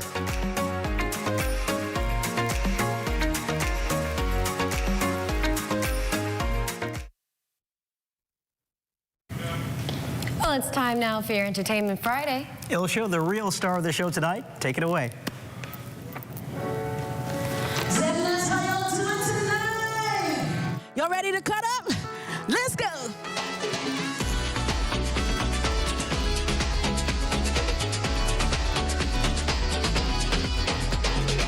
Me and my friends wanna have a good time. Time to party and slow wine. Don't have to be serious, just come vibe with us tonight. We're looking sweet and also fine. Looking nice enough to wine and dine. Don't need your number, thanks for the offer, that's alright.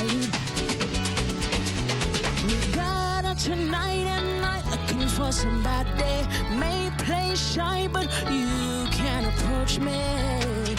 Dance with somebody, wine with somebody, tonight only. I just want club. Oh, oh, it's just us tonight, only us tonight. I just want club.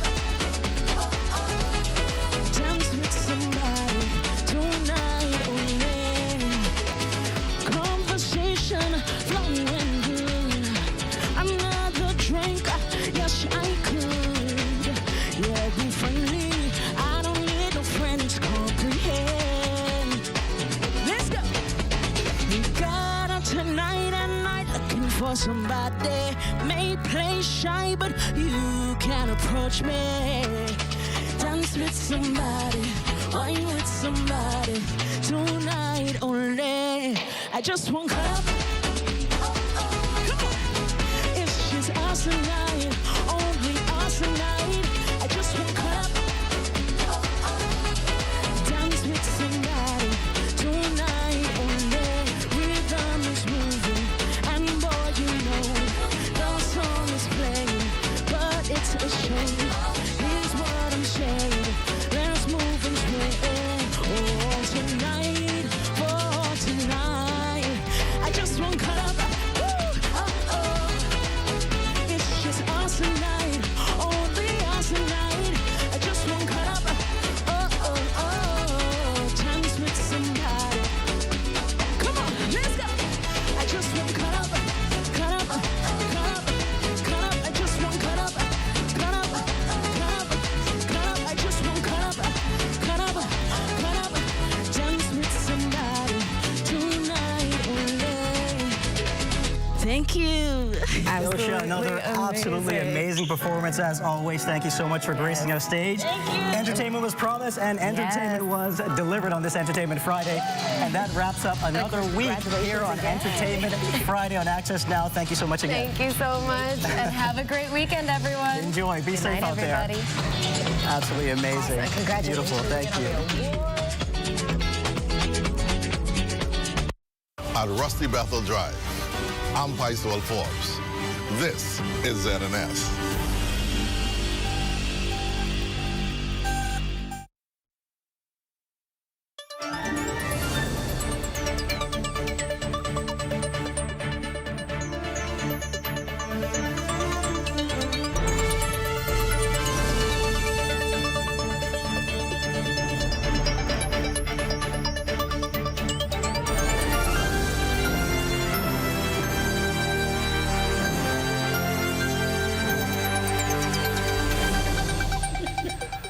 And good evening. Welcome to another beautiful Friday. I hope all is well with you. I hope you guys are good out there. We're trying our best to be able to wind down. This is paying homage to all taxi drivers to ensure that we can be able to be dressed in this manner. Don't fight me. We have a good time. Today is Friday.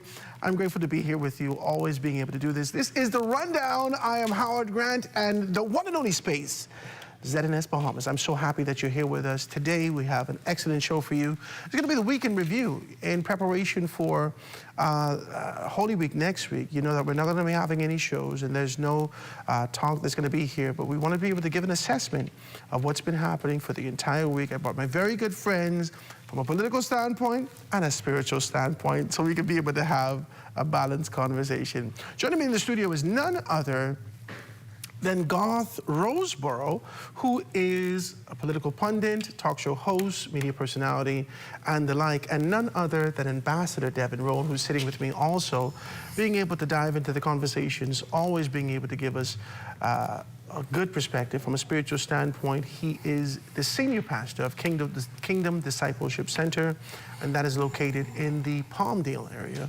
You got to be able to go check him right off Collins Avenue in that area. You got to go check him out.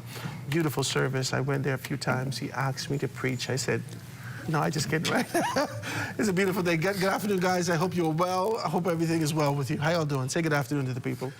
Good afternoon, Bahamas. It's wonderful to be back here today. Good evening. Sorry, good evening. You know, yes, as we get ready to celebrate Holy Week in our country, I'm honored to be here, Howard, as usual. Absolutely. Well, it's going to be an interesting night tonight here on Friday night. A whole lot of activities have been taking place, a whole lot of hot news And I'm a bit nervous for one of the first times with you, Howard Grant, because I don't know where you're going with this, but I know it's going to be a hot show tonight. So I'll ask those who are listening tonight to call your family, call your friends, call your associates. Let's get into it. This is the Rundown Friday Night Review. Well, I want to start the review and being able to talk about this. You know that we're getting ourselves into this kind of a position where we're talking about what's happening from a national standpoint, but we want to be graceful, and we always want to be able to acknowledge the fact that we're still in the Lenten season, and we're still in this kind of a space where we're talking as it relates to what's happening in preparation for Holy Week. Now, this week, there's been a lot of things happening. Most recently, we've seen a tremendous amount of shootings. Police-involved shootings. And that's a very unfortunate thing. I think a lot of persons have their opinions associated with it. And we would have recognized the Prime Minister's being able to say, you know, uniform, no power, no position, no authority can be able to place you above the law. And it's important that you can be able to prosecute these persons and be able to deal with them with transparency. I think what really rattled everyone was this sort of an idea of being able to see the person who's working here with Pike come down and lose his life over, I guess it was an argument. You know, the details are still coming in, talking about those particular things. But this was right on the heels of another police-involved shooting, right on the heels of those persons from the correction facility being able to shoot a dog. Are they trigger happy? Is there something happening? Is there some training that should be done? Should we take recognition to these particular things? Is this some sort of, should we identify this as a sign of a time? Talk to me. I want to know, what are we seeing in this particular time right now? Go ahead. Garth, you want to go first? I mean, for me, being also from a spiritual background, it is not apparent to me to be happenstance. What I'm seeing here in this season of Lent, unfortunately, I would lean more towards a spiritual situation because of the synonymity of the actual firing of a gun. It's just too uncanny for me for 3 separate individuals to involve a gun when it comes to law enforcement, and death to the dog, death to the foreigner, and death to the Bahamian. To me, that is just so crazy. It's like it has to be a direct attack or a statement to us, the Bahamian people, that something is not spiritually right amongst our citizenry. I just feel uncomfortable about it, and that is why I said to you tonight, I'm a bit nervous because these are the people who protect us. They don't attack us. These are people who protect the tourists, who protect the foreigners, who protect the Bahama land itself when I talk about the dog. And now we see an attack, and in many people's estimation, for no good apparent reason, something that could have been resolved, as they always say publicly on television and in media. You need, as citizens, to learn how to resolve your issues before it gets to a place of violence. Now we see those who are admonishing us practicing what they're not preaching. You know, what's heavy about that, being able to identify the spirituality of these particular things, are we sensitive enough to recognize that? Have we gone past that point? Are we numb to the spiritual perspective? Talk to me about it. I like where God started in terms of acknowledging the season that we should be observing, and highlighting how this kind of activity doesn't sound like what you should be hearing the week just before Holy Week. But several weeks ago, I was here with you, and we talked about going into the season of Lent, and do we even care about it? Is it even significant anymore? Yeah. I think that's a good place to start in terms of stating that it is factual that we are beginning to downplay our spiritual roots. Do you feel the sense or the spirit of Lent? Do you feel the spirit of acknowledging that there's a Savior who came and suffered and died for us, that we might have access to everlasting life? I think the more, and this is not just the Bahamas, but the more nations become modern, for some reason, they begin to separate themselves from their spiritual foundation. Because when you look at the nations in the West, almost all of us have a strong Christian tradition in our foundation. Now, about the particular matters with the police shooting, I think I personally would like to hear more information about it, to see whether or not these officers were provoked to discharge their arms, or, because it's just one or two situations here, or whether they did not use self-control in the situation and seek to de-escalate as opposed to terminate life. That's huge. And then, let me add this too. We may need to begin to ask the question, is it time for us to get tasers as a part of their arsenal as opposed to just the deadly firearm? Historically, anytime that there was a police-involved shooting, we hear sort of the retort that says the police officers don't shoot to injure. They shoot to kill. This is just a very clear understanding. Police officers are here to protect and serve. If you're acting in a manner where they have to be able to discharge a firearm, there's no expectation that they graze you. You're going to be taken out in the event that you find yourself contrary to the law. And so that being said, there's sort of an idea of being able to introduce tasers. But I wanted to take the conversation further than this.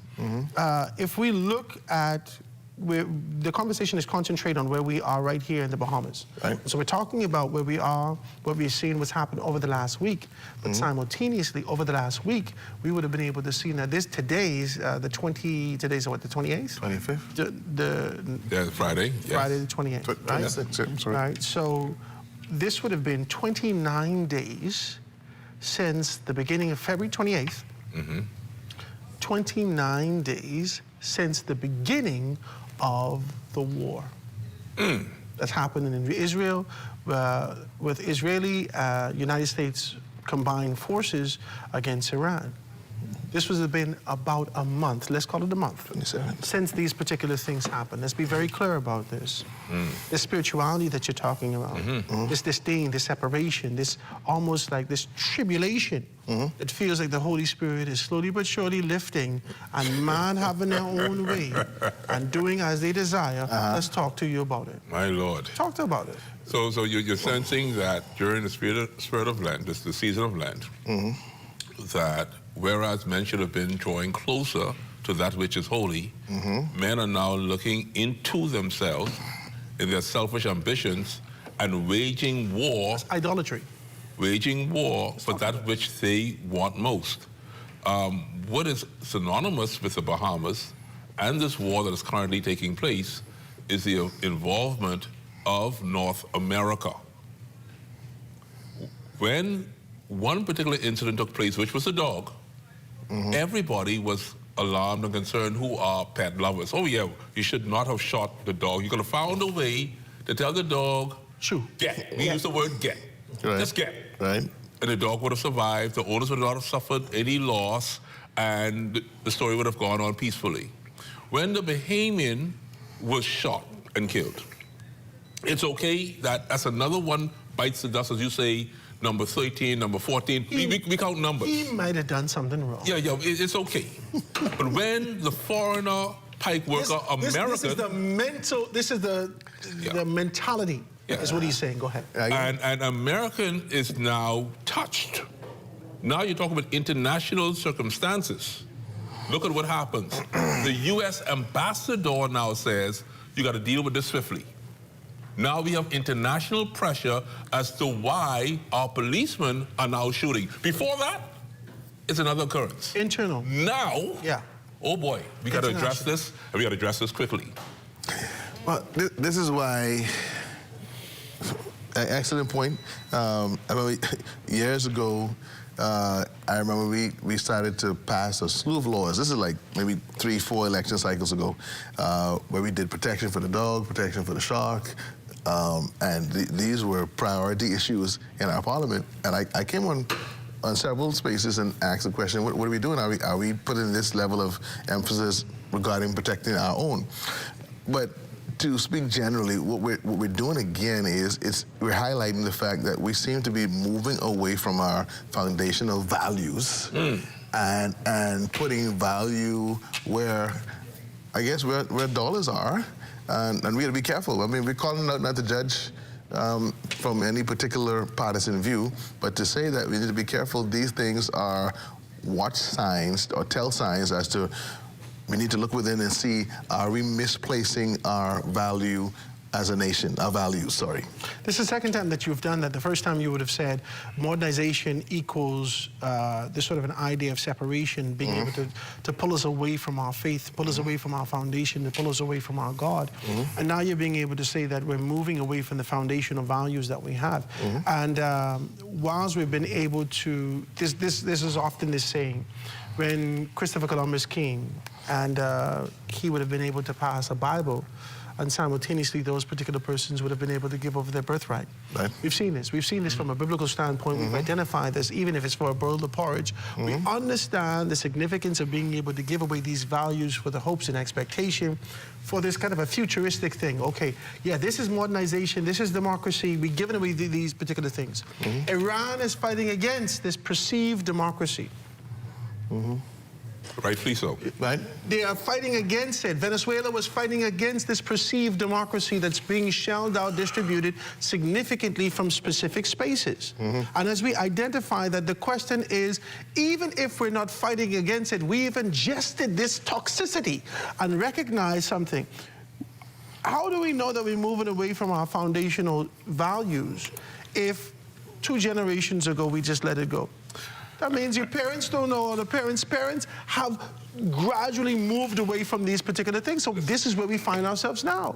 Listen, you and I have sat in other spaces where I've always been a strong proponent of local government nationally, straight across the board, every constituency. You know why? Because I ask you now the question when it comes to our Royal Bahamas Police Force, the key word royal. Who is watching the watchman? If the watchman is autonomous, no wonder why the watchman feels empowered enough to shoot the dog, to shoot the Bahamian, and to shoot the foreigner. Who is watching him? And if the system allows this type of behavior to take place, then who am I to question that? Watch this carefully. When Christopher Columbus came to the Bahamas, by error, by mistake, I'm going to ask you a question. Where was the Bahamas Immigration Services? The man came in here with no passport, no documentation. Christopher Columbus. Christopher Columbus, on the word of a king that we never met, a queen that never sat amongst us and said, this is ours. And nobody stopped them from doing that. It wasn't Britain, it wasn't France, it wasn't the Dutch. This is ours. It was the hot sick he had. Let's take this quick commercial break and let's talk about these particular things. When we get back, we're still being able to give this kind of recognition to the Lenten season that we're in and preparation for being able to get into Holy Week next week. Quick break, guys. Going to be right back after this.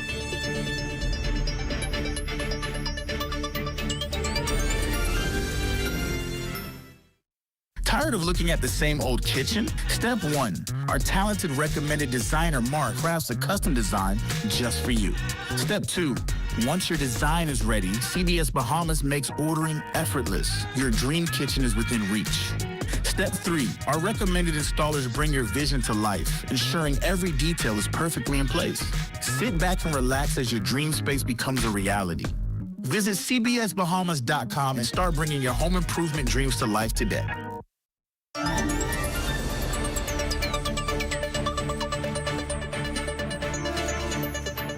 And we are back having a great conversation, just being able to tantalize your thoughts, your minds, and be a little bit provocative about where we are as a nation right now, being able to make an assessment as we're dealing with politics, we're dealing with geopolitics, we're dealing with our preparation for all these things and recognition to our faith.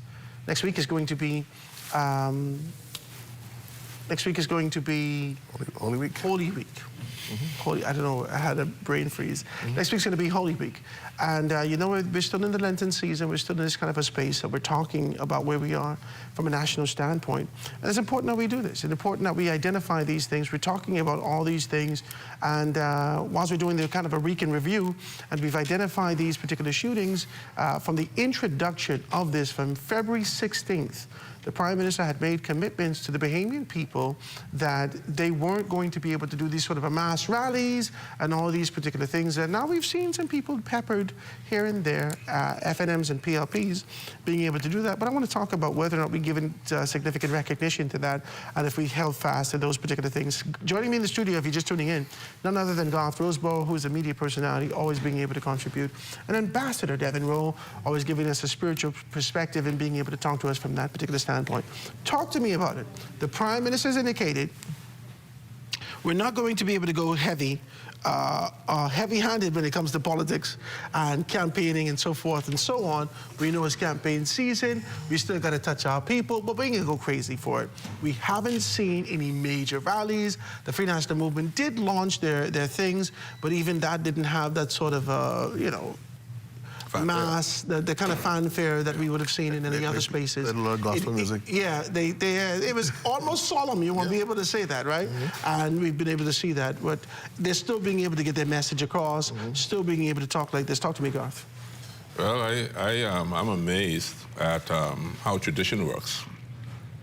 We are, what we say in quote, a Christian nation. We know that we have a very strong contingency of Catholics, Roman Catholics here, as well as people of the Church of England when it comes to the Anglican and the Presbyterian faith.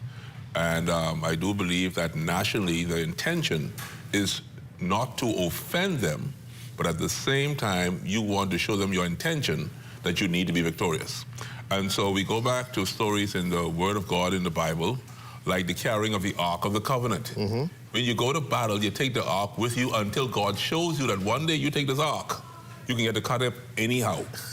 And so your hypocritical ideas and ideology can seriously backfire on you.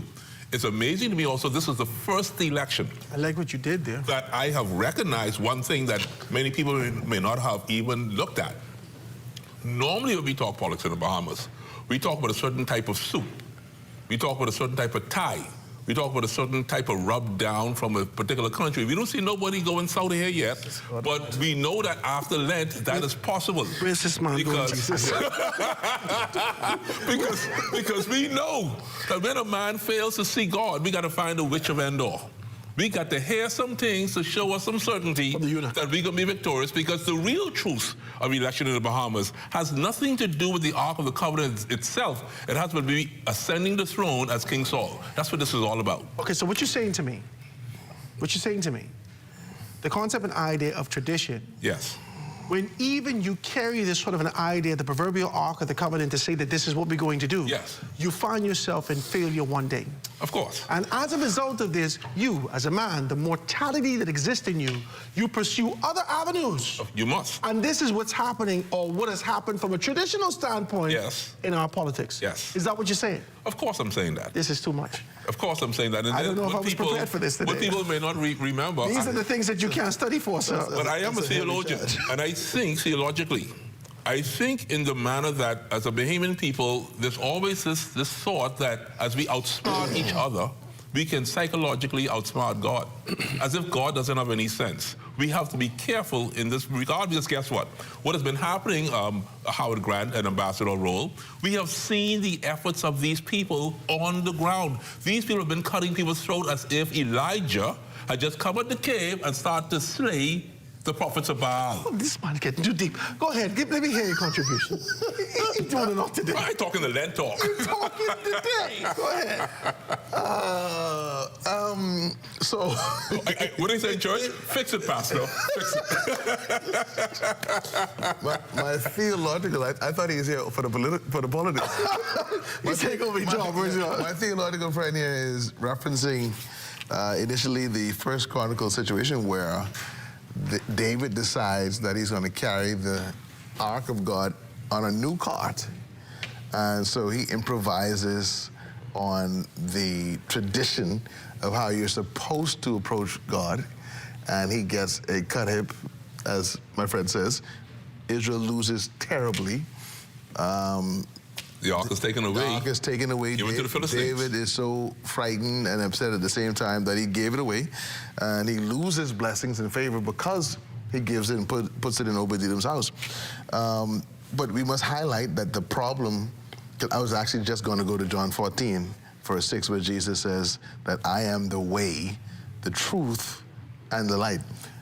Anyone that comes or attempts to come to the Father except through me, they're not going to make it, because I'm the only way to get to him.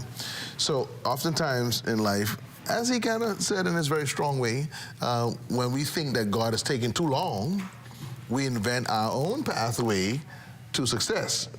But I would warn anyone against that. The language in this dispensation is already said. Yeah. The formation of the language in this dispensation has already said there are many ways.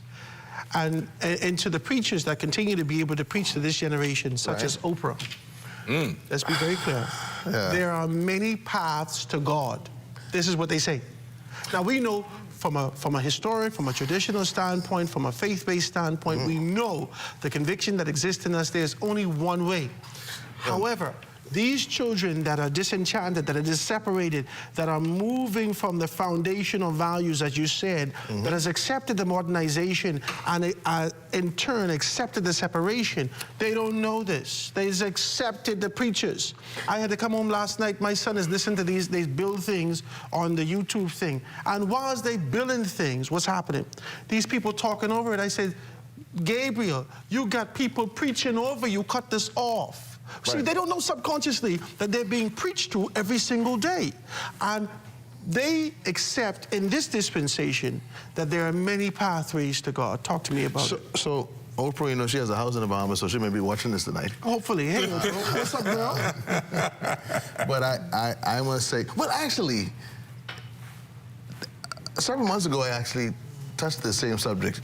You know, where Oprah argues in that show that there has to be more than one way to God. So she said. Don't kill me as the pastor here when I say this. Well, I've discovered that there is a way in addition to Jesus. But listen carefully how I say this. So Jesus says, I'm the way, the truth, and the life. No one comes to the Father but through me. Because heaven is a holy place and no sin can enter there. That's the narrative. So if you can live a sinless life without Jesus, there is a possibility that you can make it to heaven. But there's no human. How if you were born in sin and shaped in iniquity? There's no human who has ever been able to do it. All of the great prophets we quote. Remember Jesus said of John the Baptist, of all the prophets that came before him, he is the greatest one, and he fell. So if Oprah wants to take that chance, they say, let me see if I can live a sinless life. And it's too late because, like you said, she was born in sin. Okay. Jesus is the only way. So here's where I share your sentiments, but I also take it one step further. Go ahead. We're speaking about the way to victory during Lent. It is not a spiritual victory that we are seeking. There's no politician at this time.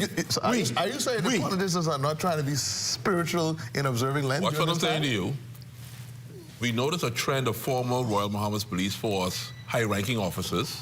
After a career, they become clergy. They become pastors. And some of them, not all of them. You can't throw everybody in one bucket. But I'm saying, no, but it's a trend. It's a trend. It's a trend. Very seldom would we ever see, if it has ever happened, a politician retiring and becoming a man of God. Yes. I said seldom. Glenn. I say seldom. Okay. Who? Who you call it? Glenn is, what's his name? Roll. Glenn Roll. Yeah, I think that's his name. Okay, Glenn Roll was a police officer that's now become a pastor. Yeah. He aspires to be a politician, but never made it to the House of Assembly. Oh, Lord. Someone who enters into the House of Assembly doesn't retire to become a pastor.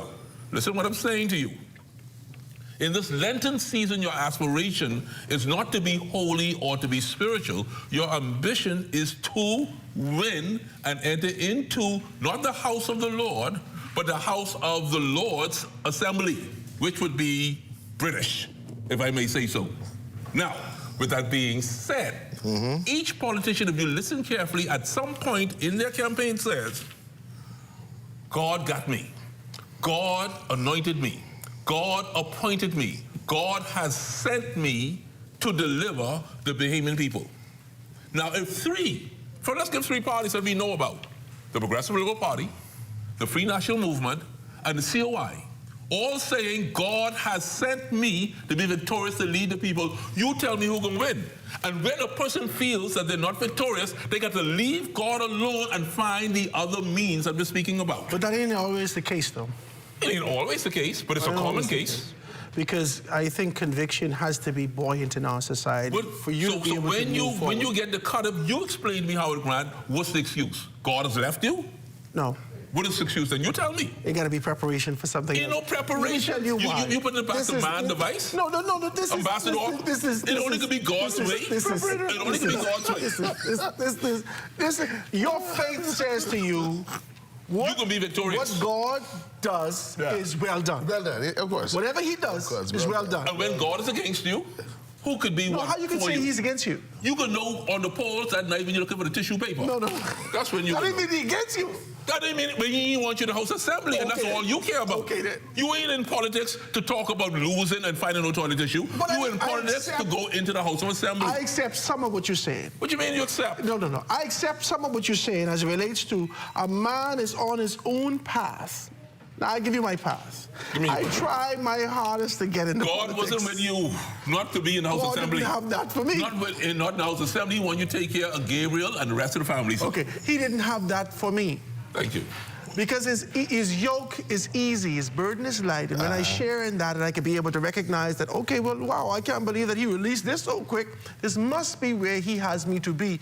And when you walk through those doors, favor light up on your life.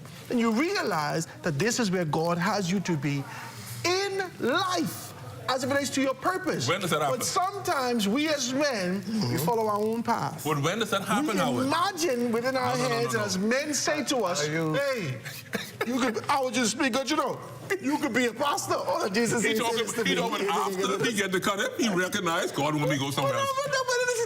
Nobody's got an epiphany before cut up. You got to have an epiphany. That's why Samuel said, Eli, is it you who called me? Yeah. And Eli said, if he speaks to you again, say, speak, Lord, thy servant heard. You know what? God is speaking to these people through their cell phone. Samsung and Apple, and they ain't listening. They trying their best. And guess what's going to happen? Go there. Okay. Go ahead. Okay, so let me ask you a question then. Since you want to be political, who will win St. Anne's? And who will win Angliston? God got something to do with that? I just asked you a question. You can pray till Jesus come home. I just gave you the acronym of PLP. You can pray till Jesus come home. One got to fast and pray and give supplication all through Lent. Don't campaign. Just go to church and say, Jesus, please. And when you go into Heather McDonald, into English, then and faith without works is still there. She got to pray. I'm asking you because we know what Gladys can do. Come on, man, be real. This is the rundown. Go ahead. Where do you want me to go?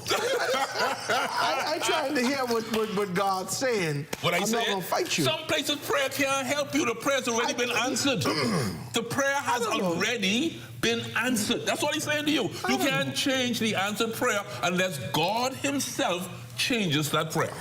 I think what we're discussing now in a very deep way is, are we as a nation, even in our political fronts, truly observing Lent and the season from a place of relationship? And genuine spirit. And genuine spirit? Yes. Or simply from a legalistic, religious... And traditional. Traditional observation. Yes. And hoping that we get merit from it. That's what he's saying. That's all he's saying. In all of that deep way he put it. Listen to me. He going deep in the... Listen to me. When Howard Grant... We can see the bottom no more. Let's see. Before you take this break, right? I got to take this break. Howard Grant, when he ran in Grand Bahama, he knew I was going to get beat. The spirit of victory was more favorable for him to take a cut hip than for him to be victorious. But principle said to Howard Grant, if I believe in God, there has to be a purpose in me entering into such a space. He entered into such a space only at the post situation to say, you know what, I see why God took me through that channel. Because God was, hold on, but not before. I can learn before I go through the tribulation. That's what I'm trying to tell you. I got to go through. But I'm trying to tell you. How we can get pure as silver and gold if we don't go through the fire? That's what Jesus said. Just get preaching. You gotta calm down. Oh, you gotta preach all you want. But this is what I'm saying to you. Don't tell me, though, that God sent you to be victorious when you ain't show off yourself. That's all I simply say. Well, let me take a break, ladies and gentlemen, and get show off myself right after this. We're gonna get a quick break. We'll be right back after this.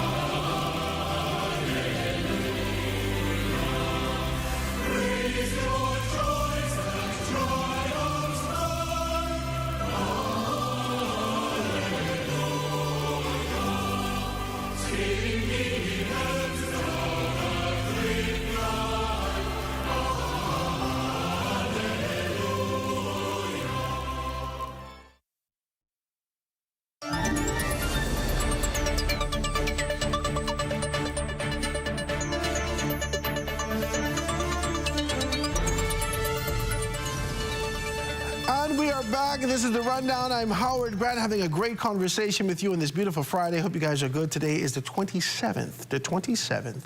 And for all your persons who are getting paid, tell you, like Fred Mitchell says, put something away for a rainy day. Make sure that you're good. I hope you guys are good this weekend. We're recognizing Holy Week next week. We're still in the Lenten season. We wanted to be able to have sort of a show and break down the week and being able to talk about that. Joining me in the studio is none other than Garth Roseborough, who is being able to contribute to the conversation. He's a media personality and really being able to give that as a pundit and whatnot. Today, he's a theologian. To let you know that he getting dead deep with us. You know, I call it for politics. Even put on, wherever he call us, so I'm not gonna fight him. And in the studio with me is none other than Ambassador Devin Rowe, being able to talk to us about these things. Now listen, we talked about these things. We talked about the spirituality and recognition about these things. Now let's talk more specifically and look at these things. There has been a great deal of promises that has been made by the leader of the opposition, none other than Michael Pintard, to the Bahamian people, and it is causing a significant social pushback. One, he's going to be able to abolish. I can give you three. One, he's going to abolish the sort of a concept about the post offices and the family islands and being able to introduce banking into this sector. The Prime Minister was able to say something about that, I think, Wednesday of this week, and being able to say, how can we superimpose our will upon the private sector? Essentially, I paraphrase it.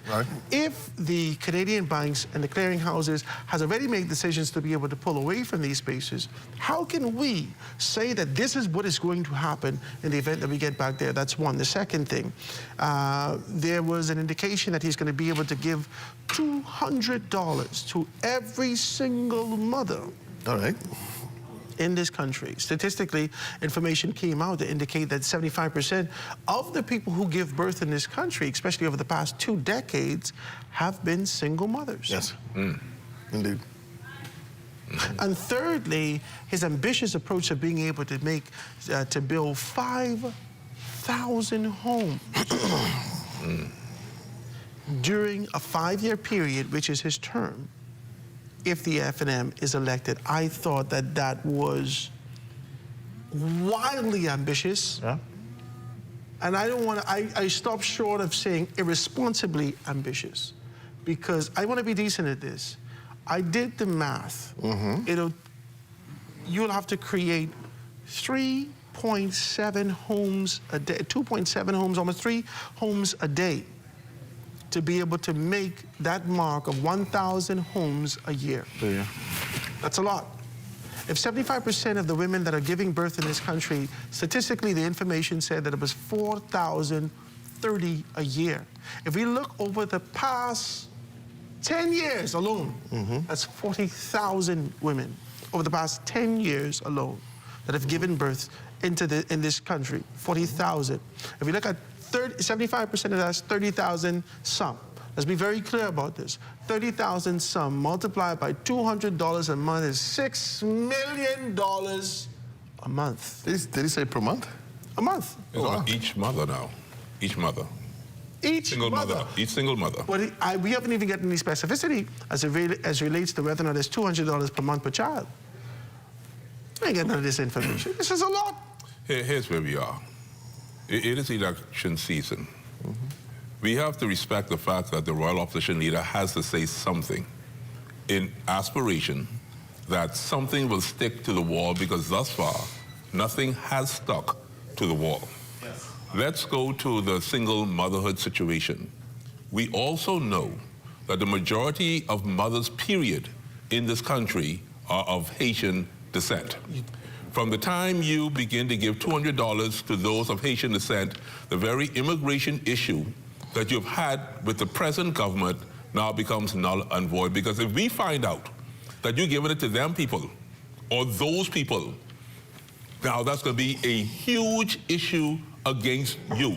We're already against the hospital for these particular people being built and not for Bahamian people. Where do you think these same people are going to be delivering these babies? And you're showing up to give them $200 of whose money? The taxpayers' money? That ain't gonna happen in this country. That's the first thing. Let's say, for the sake of this conversation, we're not going to pull in and drag in illegal migrants or illegal immigration. Oh. For the sake of this conversation, so how do you determine?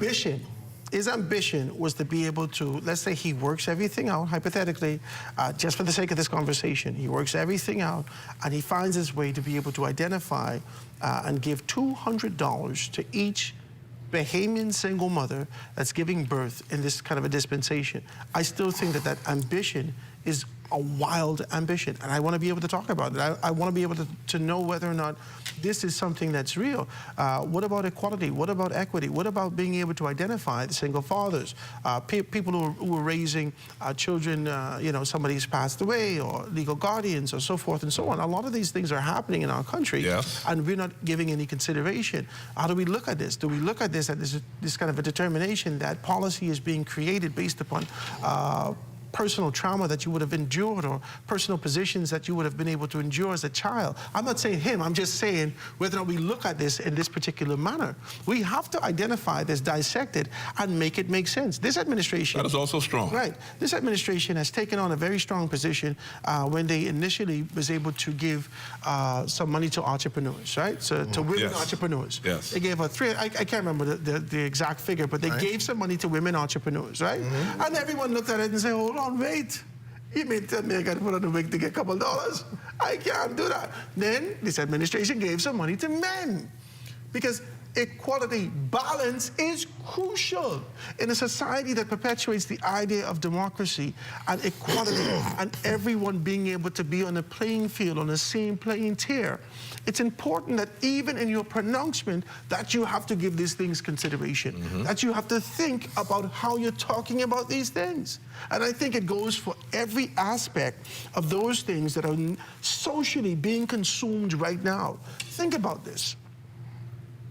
How can we create 3 homes a day? No administration. I did some studies, and I looked at the most ambitious concepts about homes that was created worldwide. 2 places came up, Saudi Arabia and China. Saudi Arabia in the desert right now is looking to be able to build something called the line. No longer could be able to build it. Ambitious concept. And we're going to build it like the walls of Jericho. You remember you could live in the walls of Jericho. This line was designed in a manner where 5 million people could live in this. They were supposed to build this. It is now null and void. China has taken on this kind of a prospect to be able to build these places for persons to live. They are now called ghost towns. These ambitious concepts have to be able to have an undergirding, consistent idea that they can be able to do this. To come to the public and say, we're going to do these particular things without being able to vet it, without being able to dissect it, without being able to make determination, where are we going to get the material from? How quick are the materials going to be coming in? Did we take any consideration for raising prices as a result of what's happening across the world? Did we take these particular things into consideration, or are we doing similar to to what the COI has said and being able to strum on your emotions. That cannot be. That cannot be. And the COI can get mad at me when I say that. No, they can won't. get mad at me when I say it to Lincoln. They're not. It seems as though, when he sat with me, it seems as though you're strumming a very small violin and tugging on person's emotion as it relates to these particular matters. And we are an emotional people. We are emotional people. Okay. Are you saying his promises are impractical? Yeah, okay, I'll say this. I'll say this to you. I'm just asking. We don't have to stop at $200 for every single mother. We could give $100,000 to every citizen. Okay. So you understand where I'm coming from? So as I think for all politicians, when they make statements like that and others, I think it's the job of the media to put pressure directly on these, especially the leaders, and put them to the task of backing up their plan on how to do it. Because I mean, he may have studied, he may have done his research like you and see where funds can be reallocated because it's being wasted over here. So let me redirect it somewhere else where it's more needed. And the Free National Movement put out information to indicate that they will find the funds from these particular things. Can I just say this? Yeah. Let's look at the past record of the Free National Movement from 2017 to 2021. Finding money was a huge deal. Hurricane Dorian, dealing with the pandemic. Finding money was a huge deal because many of us couldn't leave our houses, and it was the government who took on the responsibility to feed everybody. When you had assets to sell. Yes, now. Even when you had a hotel and you couldn't sell that. Oh, praise be to God. Now, see, you got me preaching today. This is what I'm saying to you. The slogan, "We work for you," says to me that is present. Present tells me that I need to see your works. I know your faith. I know what you believe. I know what you aspire to do. I know your vision. But now the Bible even says, now show me your works. You say you work for me, well, show me your work, because if you don't show me your work, at the end of the week, as you said, now being Friday, I ain't paying you. Now, if they expect to be paid, show me your work yesterday, show me your work today. You can't tell me I will work for you because that's not your slogan. Your slogan is not that if you give me an opportunity, I will work for you. What I'm looking for from you, and this is for Garth Maynard Roseborough personally, if I'm going to give you my support and give you my confidence, you got to leave something on the altar now. And if there's nothing on the altar, you know where I go over this, Howard Grant. If there ain't nothing on that altar, ain't nothing happening for you. From nothing. Nothing from nothing leaves nothing. That's that for me. You got to put something there if you want to be able people to believe in you. That's it for me. Preach. Tell them put the offering and the tithe this Sunday, and that can make you preach better. Tell them the truth. Well, I mean, I think what you will more than likely hear, because as the political parties evolve, what they usually go with is, this is a new day, and so you have to give us a chance to express our vision. Okay. But I'm taking it to the next level, which probably ties into what you're saying is, pressure must be put on them to show how you intend to do it. Yes. And it must make practical sense. Yes. Yeah. Yes. That's all I will contribute to that. Well, I like it. I like it. He can stay on these things. Let's stay in the theologian's era. Well, that's a wonderful thing, and I want to be able to talk to you about that and talk very clear about these things. And this is, and don't take this as this sort of an idea to be able to bash any political organization. Oh, yes, my responsibility is to identify the information, to dissect it, and have a conversation. I got to give you the rundown on the situation. I got to be able to say to you, this is the information. Historically, we haven't seen these particular things. The most ambitious housing programs in the country could not have done these particular things. 5,000 homes, whilst people in Grand Bahama are losing their homes left, right, and center. Yes, whilst people in Nassau are losing their houses left, right, and center. Whilst people continue to be able to bombard this administration and ask them about the rent-to-own process because they don't necessarily have the $25,000, $35,000, $45,000 that it requires to be able to have these things. So essentially you're building homes, and it's going to be somewhat similar to what's happening in China, a ghost town? Are we wasting our money? We got a quick conversation. We got to be able to dive into these things. We're going to take this quick commercial break, guys. When we get back, we can dive deeper into it right after this. Tune into the program, Living by Faith, with Bishop Valentino Williams of Life Changes Ministries International. Sundays at 5:30 p.m. on ZNS TV station. Prepare to be inspired, impacted, empowered, and transformed. Remember, the just shall live by faith. This prophet here is not for sale. This prophet here come to declare what thus saith the Lord.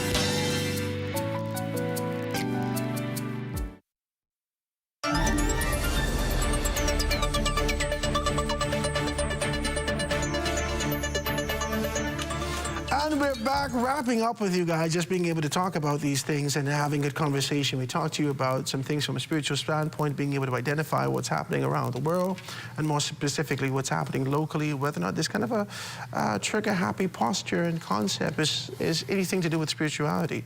Getting ourselves prepared for Lent, Holy Week, next week, as we wrap up everything and being able to identify that and do this. I know you're getting yourself prepared. You then figure out where you can get your hot cross bun from, who will do your fish, and so forth and so on. These are traditions.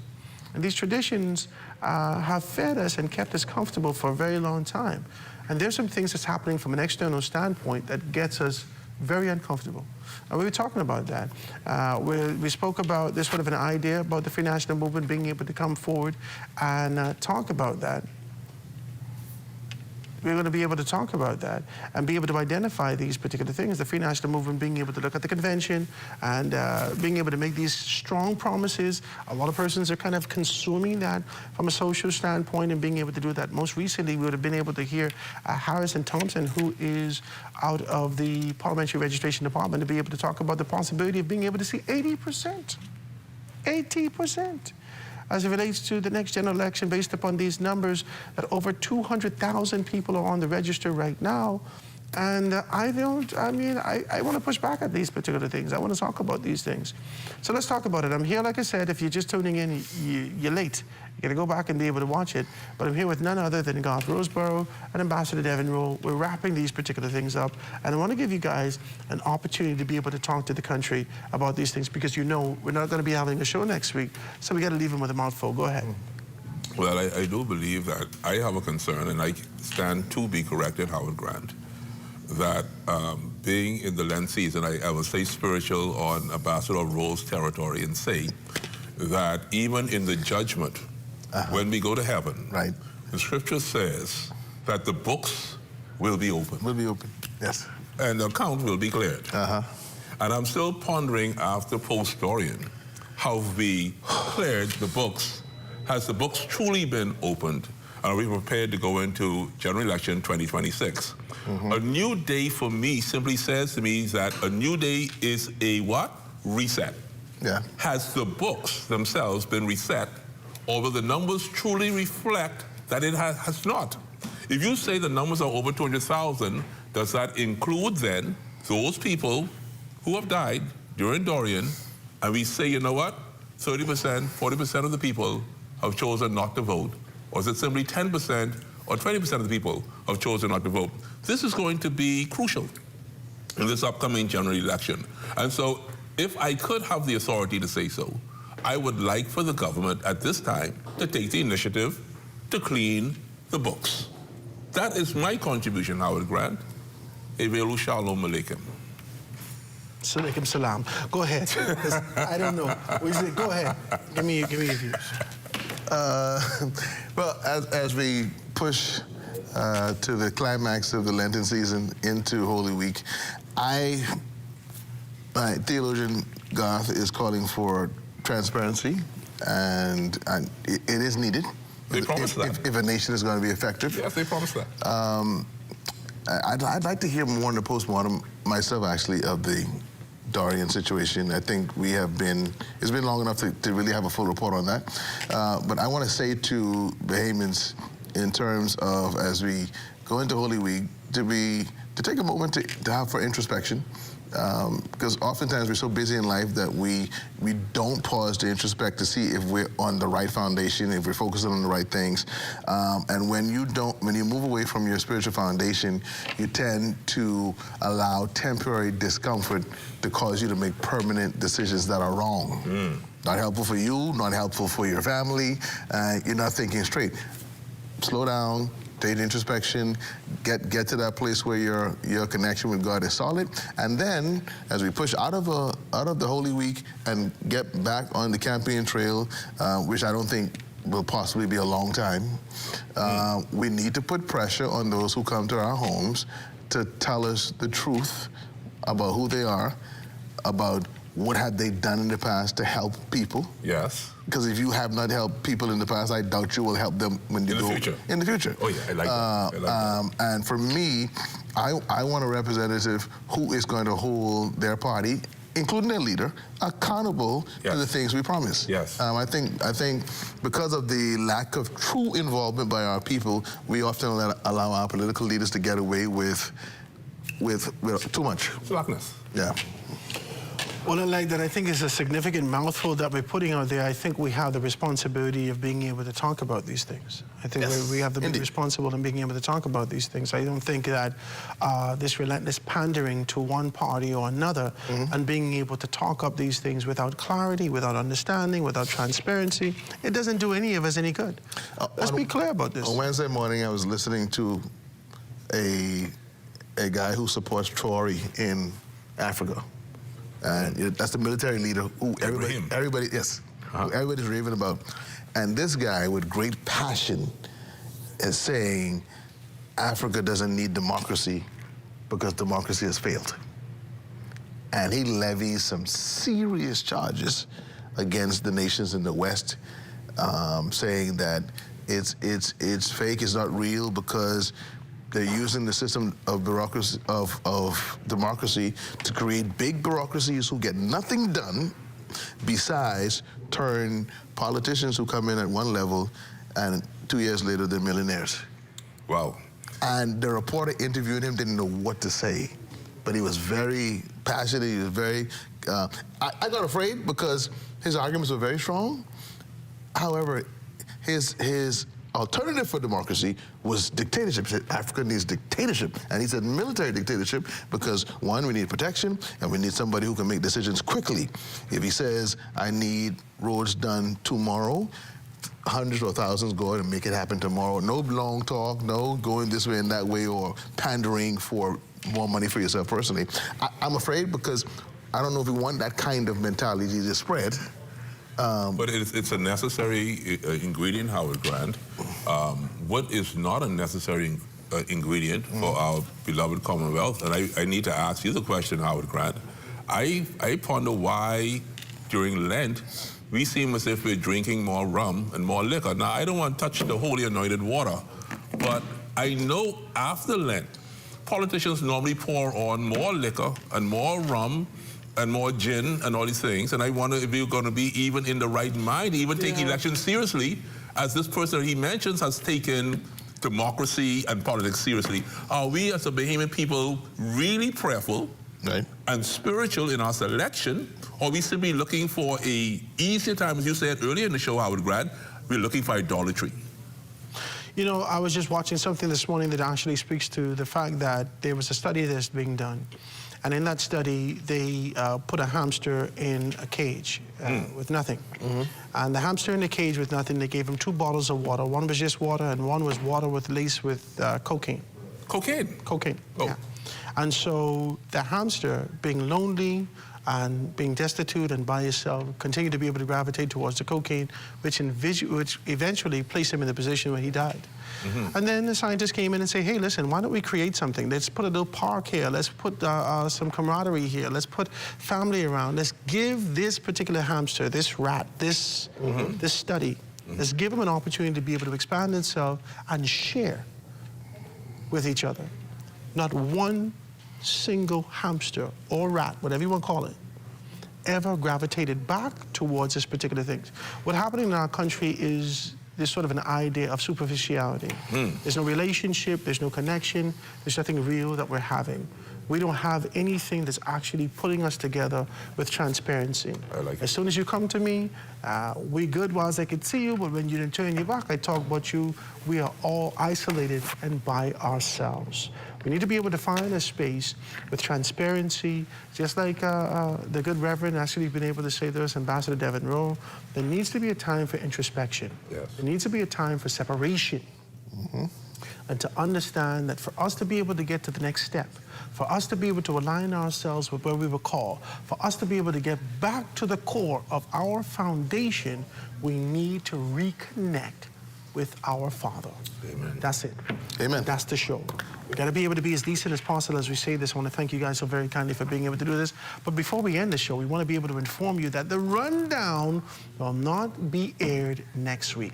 The Broadcasting Corporation will use that time to celebrate Holy Week. The rundown will return Tuesday, April 7th at 8 p.m. We hope to see you then. Be sure you stay locked on to the ZNS News Network for the Bahamas tonight at 11 p.m.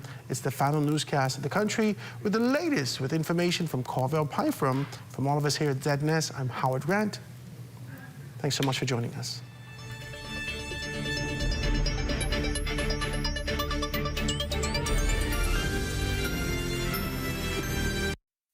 At the Broadcasting Corporation of the Bahamas, I'm Clint Watson, and this is ZNS.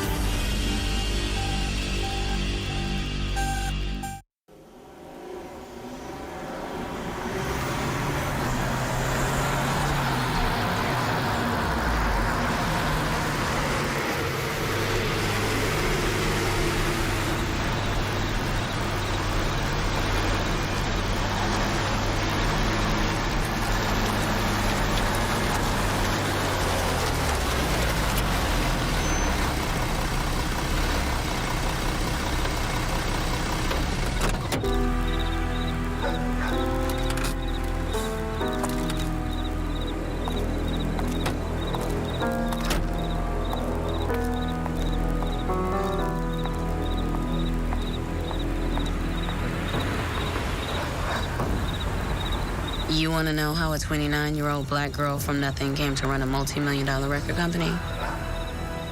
Well, listen close. This part comes at you fast. That's me, Nicole Michelle Wright, or inmate number 2379836. At the very moment, things went too far. Way too far.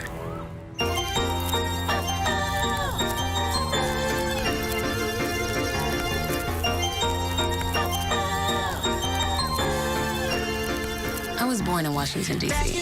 And no, not the new D.C., the old one, where Martin Lawrence, Dave Chappelle, and Taraji P. Henson were all born, and where every day was a hustle to survive. Yep, I'm the one on the right. And right next to me is my best friend in the entire universe, Megan. We didn't have much, except for music. Yeah, music was our savior. My